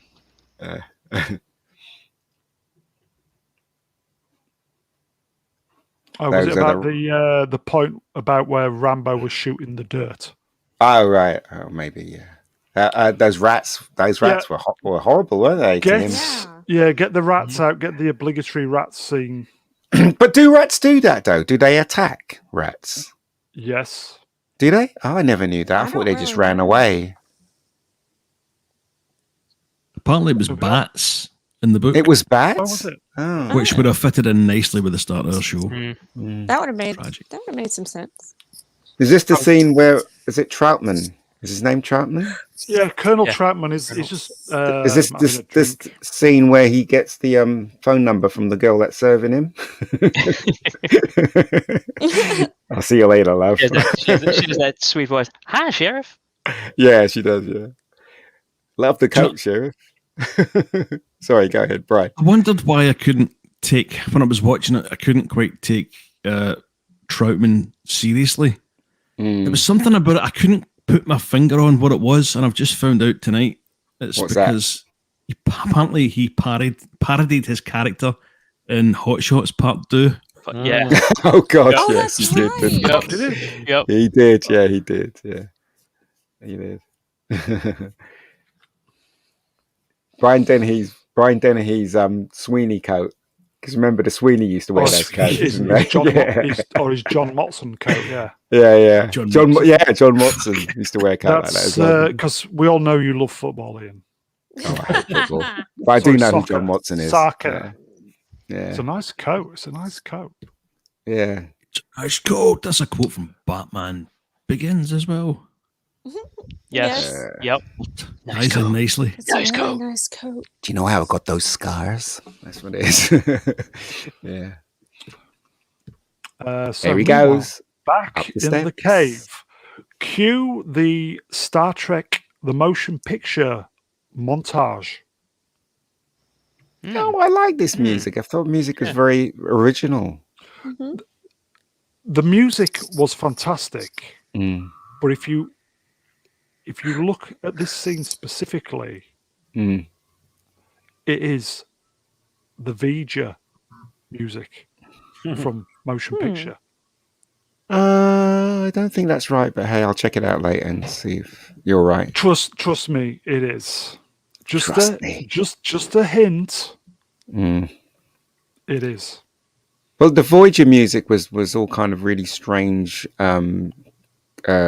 computer music, wasn't it? Bing and all that kind of thing. So it's very different from the music when he was climbing out there. But I'll check it out again. Listen, as somebody who composes music, trust me, it's the motion picture music. I shall take your word for it, young man. He was dabbling with a little bit of synthesizer stuff during this too. But that's his style, though. Unlike John Williams completely deals with real instruments. But what's his name? Jerry Goldsmith. He has a lot of synths and orchestral with his stuff. I'm sure that in the Aliens film, there was some Star Trek montages in there as well. It's very Aliens. That was James Horner. Ooh, yeah. This is Jerry Goldsmith. This is I'm Jerry sure there's Goldsmith. some. Yeah, I may have got my films mixed up, but there are other films that sound like Star Trek 2 or one of the Star Treks. But anyway, okay. So he's got out of the mine shaft, and he can see all the home guard and police in the background. Yeah, and the truck's full of equipment.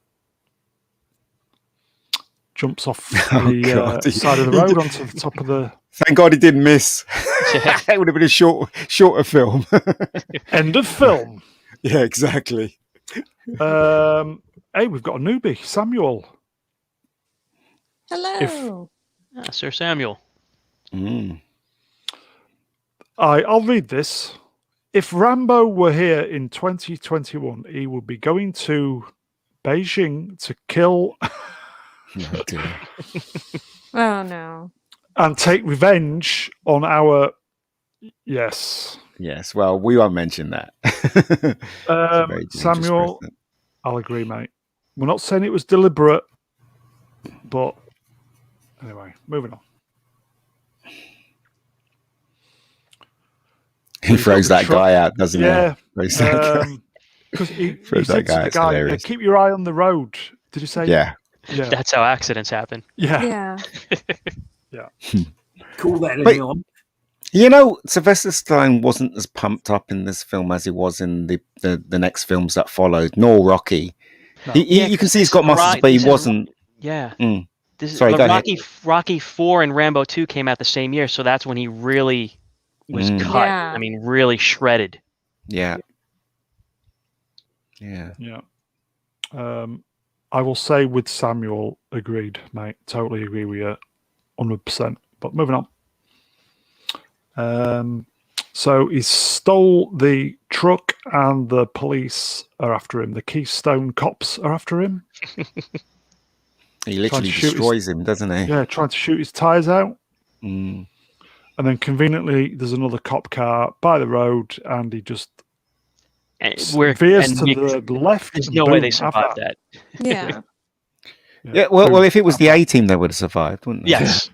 Well, it depends if anybody was actually in the car that exploded. It was probably someone that just popped up for a piss or something, and he comes out. It was another police car. Yeah. Oh, it was, wasn't it? Mm-hmm. Yeah. It doesn't look like a police car there, though. Maybe that was the stunt car they used. Yeah. That'd be the old wrecker they got from the scrapyard. Exactly. Yeah. And then this big fuck off and die truck is coming to the roadblock. That was a crap roadblock, let's face it, wasn't it? One car, the others at the side, for God's sakes. Haven't they learned nothing from movies, for God's sakes? You idiots. Yeah. And then boom, have that. Yeah. And then you have his theme when it lands. Dun, dun, dun, dun, dun, dun. Yeah. For some reason, I can hear the A-Team theme in that. Star Trek motion picture, mate. Then he goes into the town, nighttime now. Yeah, he does. Yeah, he goes into and this is where he gets it on, doesn't he? Well, he gets some petrol first, doesn't he? Yeah. Well, he doesn't really get petrol. Well, he uses petrol. He just drives over the pumps and just takes them all out. Gets his gun out the back. The M60 in this one, yeah. Nice product placement there. Shell. You can be sure of Shell. Yeah. Not anymore. And then have that. It was a good explosion. Yeah, and then he gets on the mic, doesn't he? Goes, everybody get home, leave, everybody stay at home, blah, blah, blah. And everybody runs across the street trying to get home. Yep. Boom. Have that. Because Rambo's on the rampage. That's probably where most of the budget went on that. Where was all the cops though? All the cops that had that roadblock thing. Where did they suddenly just disappear? They were up in the mountains. No. Well, they just stay there. They didn't give him a chase or anything. Don't spoil it. Don't spoil it. Don't spoil it. Oh dear. And then Troutman goes to the office. You knew he was alive, didn't you? Yeah. I suspected. Yeah. Because Rambo's at the other side of the town with the fire display, the garage. The thing is, though, he was told repeatedly, "Don't go up against Rambo. Don't go up against Rambo. You will not stand a chance. You will not." Yeah. And he just ignored us. Yeah, he told him defuse the situation and give him a little bit of a wide berth, and you'll catch him. What is it like in Seattle, parking cars or something, or in a car wash or something? Yeah. Well, he didn't listen, did he? No. Ego, because he had blood. He had his friend's blood on his hand, or on his gloves. So. Back alley. In the shadows. Yeah. And then Teasel thinks he's clever by going up on the roof. Garage on fire in the background. It's funny because immediately when I saw that shot, when I first saw it, I knew he was going to fall for it. You just see that and you're like, you're going to fall for it, don't you, mate? How? Is he going Right? through it? Okay, so it's a nice in frame shot as well, that isn't it? Vanishing points. They are all great. It's just fantastic in widescreen. Old Really school shooting. Fabulous. That's what it is. Yeah, when they didn't have digital. Lines of perspective and all just used. Textbook stuff. It looks great. Well, everyone knows that when you're shooting on film, you have to get it right because you only have a certain amount of film. So, it's a lot slower, and also the fact that the DOP's got to get it right. Today, digital, you just shoot anything, fix it in post. Yeah, you fix it in post. So true. I don't think any of this would have been fixed in post. No, there you go. It's really good. It's really, really good photography, and it's really good framing. It's old school. Yeah, Bishop Moore says, this is going back to your previous point, Ian, cops all gone home, couldn't pay any overtime. Probably, yeah. They did turn up at the end, though, didn't they? Oh, yeah. Let's put that to bed. Yeah. Somebody said, we've got him trapped. And they went, okay, we're coming out. So, maybe, okay. So he's taking all the electric out, all the electricity with his big gun. Yeah. That's an iconic scene. Rambo with his M60. Sure, he got enough bullets. By me. It's a big fucking gun. It is. He goes the one Stallone used in Terminator 2, though. Yeah. So he's gone to the gun store to effectively light it up. Yeah. Gunpowder. And then this is where the other half of the budget went. Yeah. Oh, that's what I call the cartoon explosion, when he takes the gunpowder and he makes a line out of it. And shoots it, just like in a cartoon. Roadrunner. Yes, yep. Yeah. But did you not spot Acme. Wile E. Coyote in the background? He was helping him. Was it Acme products that they used? It was indeed. It was. Beep, beep. That's a big explosion. Huge explosion. That's what she said. Yes. Sorry. Oh, dear. Secret of comedy. Timing. Well done, Reni. You are learning. Well done. You're welcome. Boom. All right, so there's Christmas lights there. So is this a Christmas movie? No, it was, because there was a Christmas tree in the police office, wasn't there? Loads of Christmas trees. Yeah. Well spotted. It's supposed to be set in December 1981. Ah, good. So it's a Christmas movie years like ago, 40 Die years Hard ago. supposedly is. Yeah. Yep. So Brian Dennehy Teasel's on the roof looking at the explosion, and obviously James is watching. He's indeed. And he's going, that's his moment where he's going, oh, fuck. It's a bad idea. I should give up now. No, I won't give up now. That's the man who knows he's going down. Oh, fuck. Oh, he shoots the office, doesn't he? Police officer shoots blowing the shit out of the cop shop. Yeah. Do you remember if Matt? Do you remember if he did any there when he was firing that gun? If he was, again, the sound effects were unfortunately drowned his voice out. But I'm sure if you like stripped down the soundtrack, you could probably hear him in every scene doing something. Yeah. And then Teasel on the roof waiting. I seriously hope those bullets never, hit his dick, basically, because then I'm sorry, his life would been a waste of space. Come on, but you saw where he got shot, right? It's a reasonable conclusion, isn't it? Gotta hurt. Fucking hell, that hurt. Because you saw what happened to John Wayne Bobbitt after he got his cut off by his ex-wife. Yeah, he made did a porno fortune. movie. He made a fortune. Still worked. Yeah. That was the making of him. Yeah. So Rambo shoots through the ceiling and Teasel bullets in the feet. I bet that hurt. Yeah.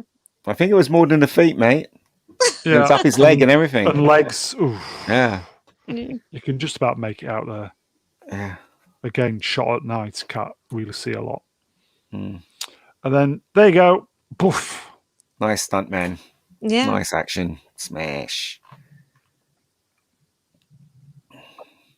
And then he's going to do him. Rambo, don't do it. Mm. Oh, gosh.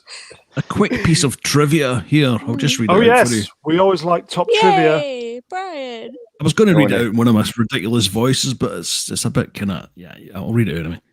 A lot of hesitation came from the studio about Rambo's final breakdown in the film. Stallone fought tooth and nail for the scene, noting he felt the soldiers who were going through similar pushback from society needed their stories told. Yeah, agreed. The stories Rambo rants about in the final moments are real stories. They are indeed. Wow. Mm-hmm. Yeah, Wow. But still, you can't help taking the piss out of it, can you? The way he did it. Oh, yeah. I can't even park cars for a living. Yeah. Moving on. Rude. And then I think everybody's outside. Everybody. Yeah. Everyone's Everybody but outside. Rambo and Probably what's the his name? president as well is out there. And I would say Jane Fonda isn't, though. No. I would hope. Probably in the car. Yeah, maybe she was in the car that was parked on the side of the road. Yeah, who knows? If he saw her, wouldn't that set him off again? Yeah. Yeah. Probably. It would He'd set run right to Sandra her and try to cut her. Feliciano off and Cam. Yeah. I mean, the ending was, I think, I thought it was a really good ending. Personally, when I first saw it and he was ranting and raving, I didn't understand what he was saying, but when I watched it recently, Yeah, you can make out. you can make out what he's Yeah. saying. Mm-hmm. If worse comes to worse, you can always use the captions nowadays. Yeah. Yes, true. That is true. Yeah. It'd be great if the captions were all spelt exactly like he pronounces them. Yeah, true. Yeah. So Trampman's just saying, look, game over. This mission is over. Nothing is over. Nothing. Yeah. Yeah, he does say it, doesn't Yes. Yeah. You So do not sad. turn it off. he? Yeah, there you go. He points at him. Nothing is over. Yeah. Sylvester Stallone, Watching this evening, I think this was really good acting. Yeah, absolutely. Now This was I'm in almost- two minds with it. His performance, two minds. This no, it's good acting, Ian. Mm. I always thought back in the day it was maybe, it was okay. There's a big message, even me being 15, 16, realizing, obviously I'd heard of Vietnam. I didn't know of all the bad shit, but I just thought, pretty good okay acting, Sly, back in the day. And then I saw this tonight and I thought, good acting. I don't know. The reason why I didn't think it was because there were so many different ways he could deliver that speech, and I thought what he chose was, it's kind of a bit laughable, but it was a serious thing that he was saying. So that's why I thought you should have chosen another way of saying it. If you know what I mean. I could kind of agree, but I tonight there was a new appreciation for this. Appreciation for Rambo, First Blood. And I kind of thought maybe James T, you Klingon bastard, you've killed my son. Yeah, that was terrific though. Not far behind. Not far behind. Klingon bastard, you killed my son. Yeah. Yeah. So and then Sly just going fucking meltdown. Just a man who's just lost it. Yeah. Just lost it. But you see, he was looking emotion for a friend, wasn't he? He was looking for someone that he could connect with, so that he could bring a bit of closure. And all the people that he worked with all died. Yeah. Yeah. So it was, he was not a happy bunny, put it that way. His friend who came to see the Agent Orange on 3 Hours killed him with cancer. So yeah. Yeah. He's like he's doing a poo there. Oh my god! This was the a silent. This was a story with the guy who shoe shine the shoe shine box. Shine, please. Shine. Can't find your fucking legs. Give me legs. Well, I do believe that his friend kept going on about his Corvette or something like that. He was they were going to drive until they ran out of petrol, something like that. Till the wheels fall off. Yeah. So did you say these were real stories then, Peacock? I think that was Ian. That's Oh, sorry. They were no, it wasn't me. It was Brian. Brian. Oh, was it Brian? Oh, yeah, sorry, Brian. That's right. His top trivia. It was very excellent. Well, excellent. then I'm going to say it just brings an extra level to it. Then. Yeah. Definitely. That last cry he makes out though when he has like that little I'm not doing it justice, but I found very well done when he has that final little breakdown at the end. When he said that, it reminded me of Good Morning Vietnam, because a similar scene like that happened in that film, didn't it? Yeah. Where the bomb goes off and with Robin Williams. So it kind of, when he was saying it, kind of reminded me of that. But yeah, I mean, it's a real shame that the American soldiers got treated that way. Like shit, yeah. Absolutely. Yeah, crazy. Vietnam vets did not get treated well at all. Yeah, knowing some via either friends of my parents or friends' parents that just they were literally like spit on as they came off the airplanes. Well, that's what he said coming in the film. home. Yeah. Yeah, but Gump never got spat on, did he? Okay. He was fine. That's Spielberg, though. That's Spielberg. That's fucking candy floss. He was too busy running. Yeah, he ran. He was candy floss. Yeah. He met the president and all that, didn't he? Yeah. Met John Lennon. I gotta play. I gotta play. Yeah. Okay, guys. So I think we've got one more still. So we will quickly go through all of you and a paragraph on the film before we do the last still. So, Peacat, do you want to go first? Both an amazing film, and I want to say only because of how the action movies have evolved, it's such an underrated film nowadays. Because when people think of not just the character Rambo, you think of cartoonish action, you think of how the action movies evolved. This is such a good movie. Outside of the era of where it takes place, it's almost a timeless story of a veteran coming back, mentally had PTS or PTSD, just looking for help and looking for somebody to lean on, lost all his friends, and he runs into, as his words would be, the king shit cop that didn't want to give him the time of day and just set him off. That's true. Reni?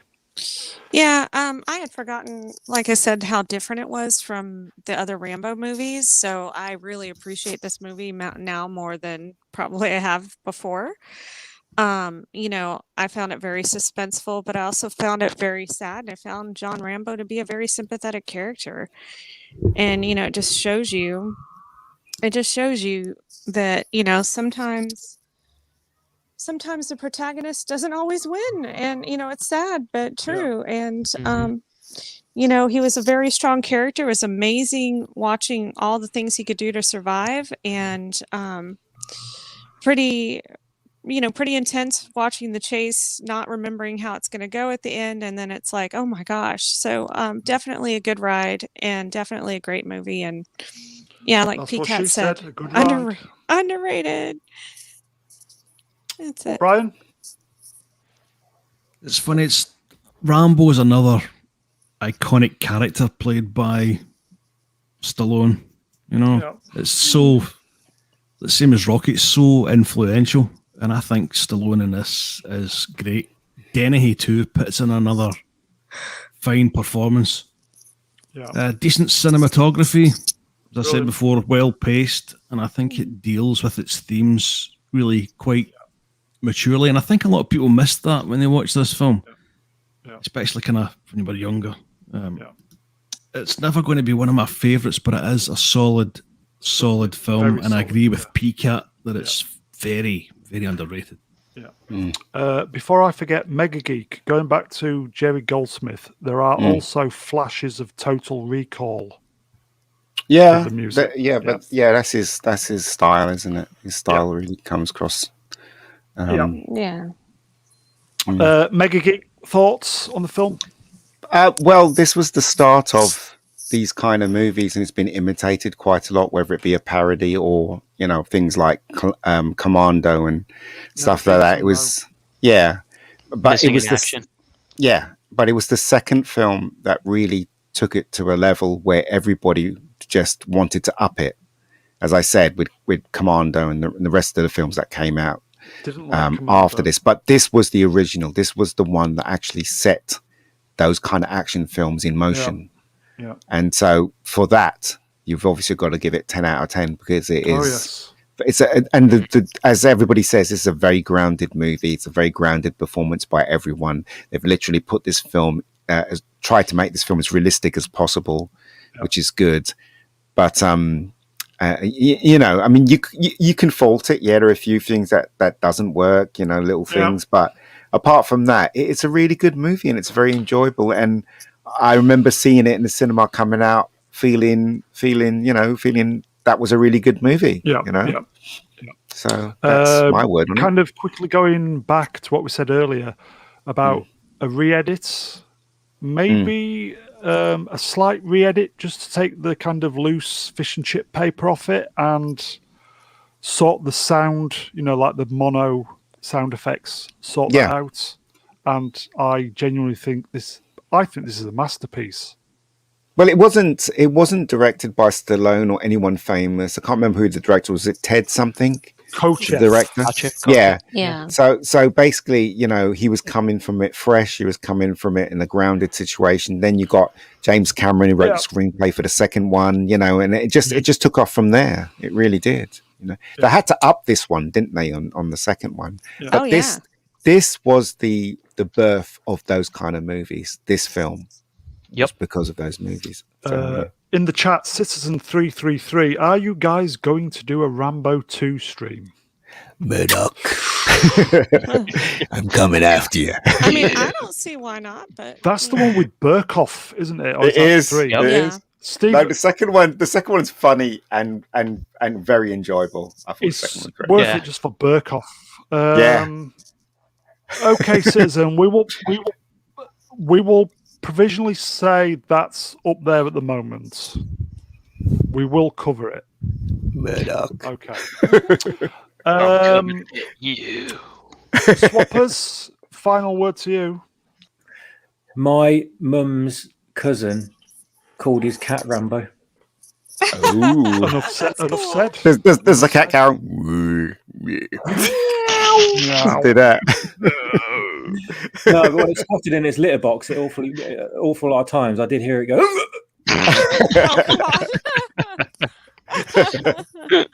I still can't believe that this character spawned a massive toy line in the 80s. Oh God, yes. I had a cartoon as well. Yeah, and that is so inappropriate. After seeing this film, it's so inappropriate. Think about this: you had Rambo, you had Aliens, and you had RoboCop, 3 R-rated movies, and they spawned kids. Toys. Yeah.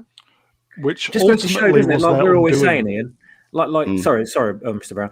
Like me and Ian are always saying, kids want to have entertainment directed adults. They enjoy, Yes. Yeah. more mature entertainment.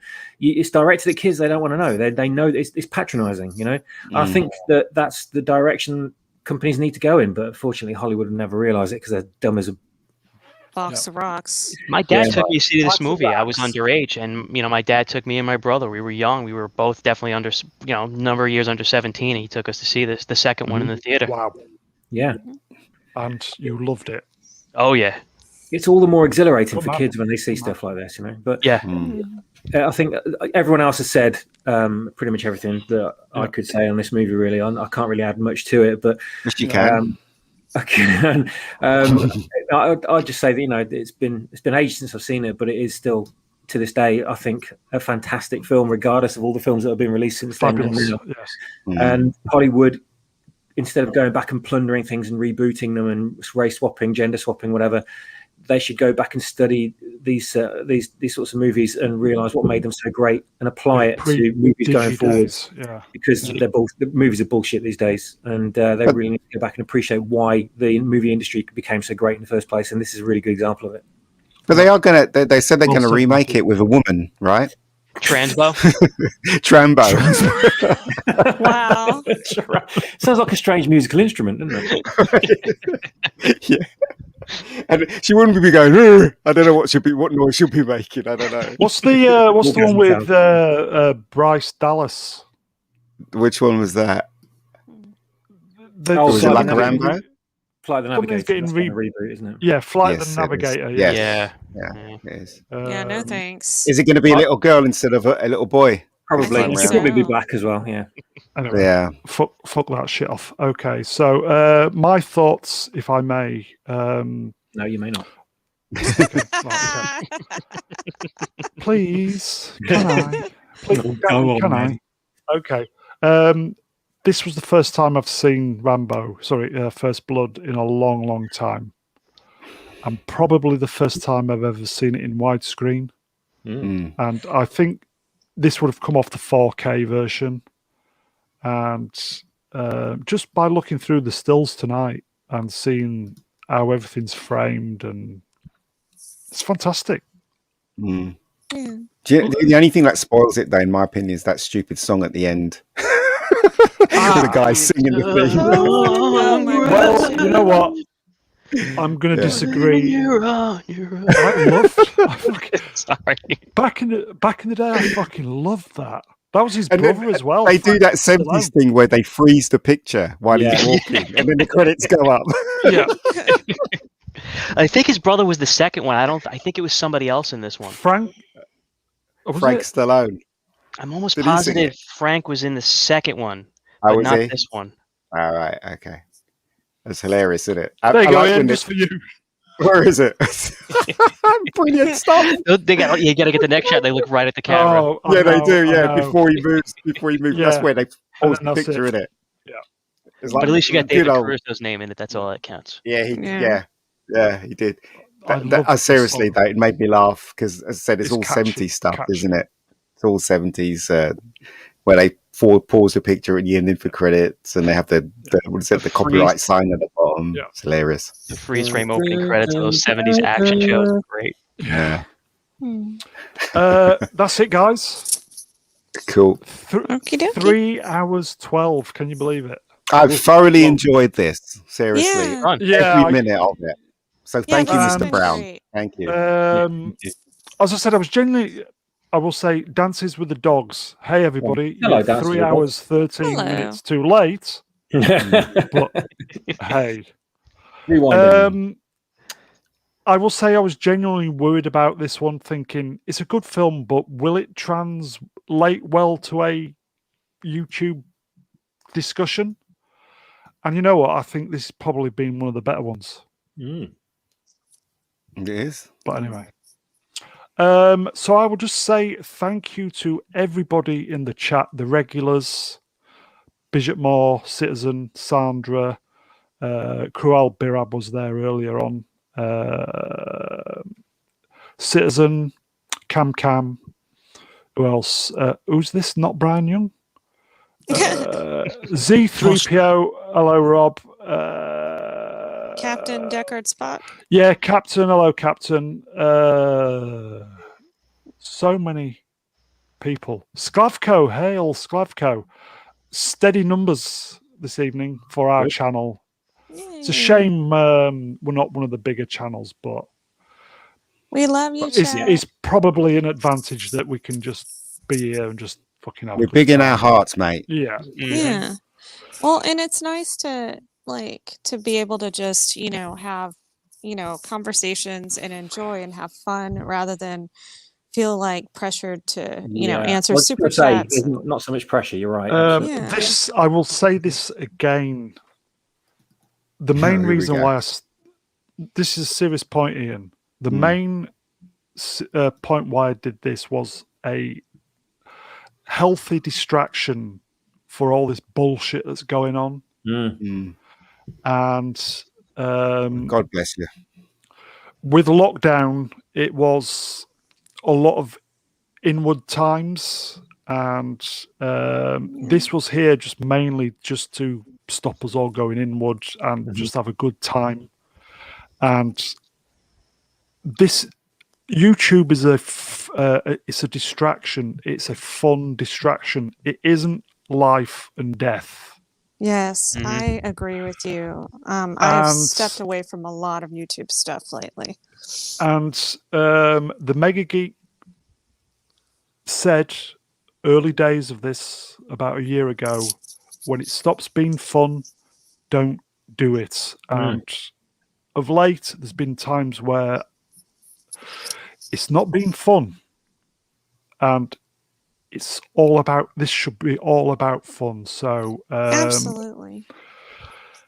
This evening has kind of restored my faith in this, and I genuinely think we've got the best panel on a Saturday night anywhere on YouTube. So as I said, I will thank all the chats.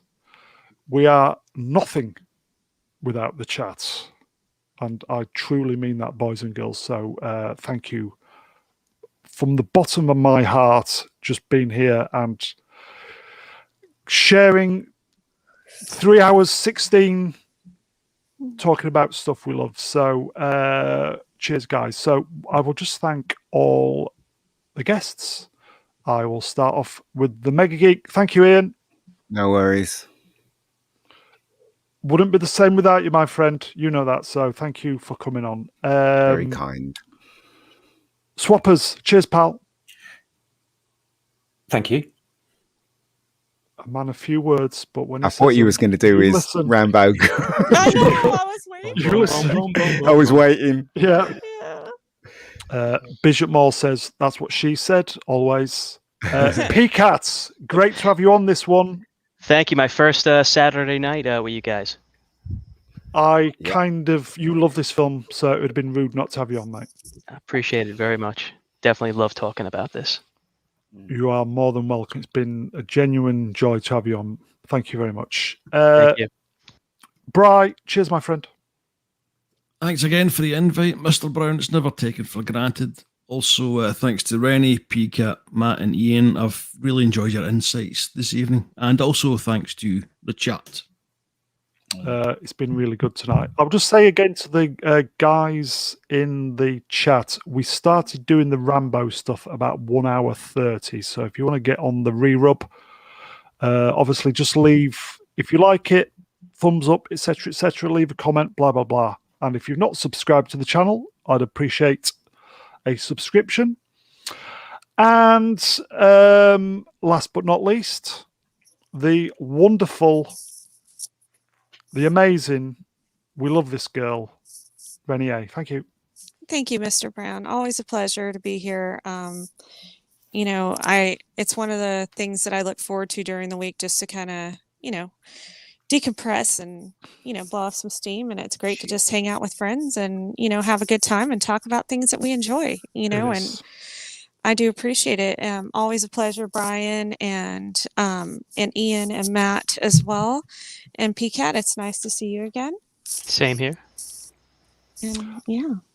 If I may, before we go, I would just like to thank our American panel and chat people for bringing the extra level with the Jane Fonda stuff. I did not know. So again, taken this to an extra level. So I think that's it, everybody. I don't know what film we're doing next week.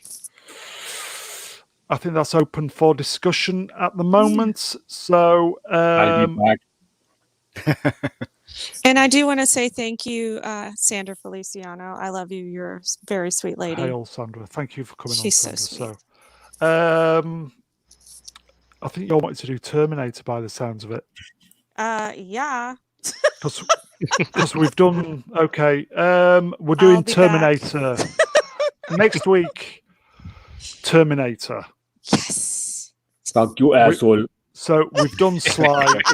It's Arnie next. So I will say he was talking to you, Mr. Brown. Yeah, I know it was. And on the final word from Swappers, bye, asshole.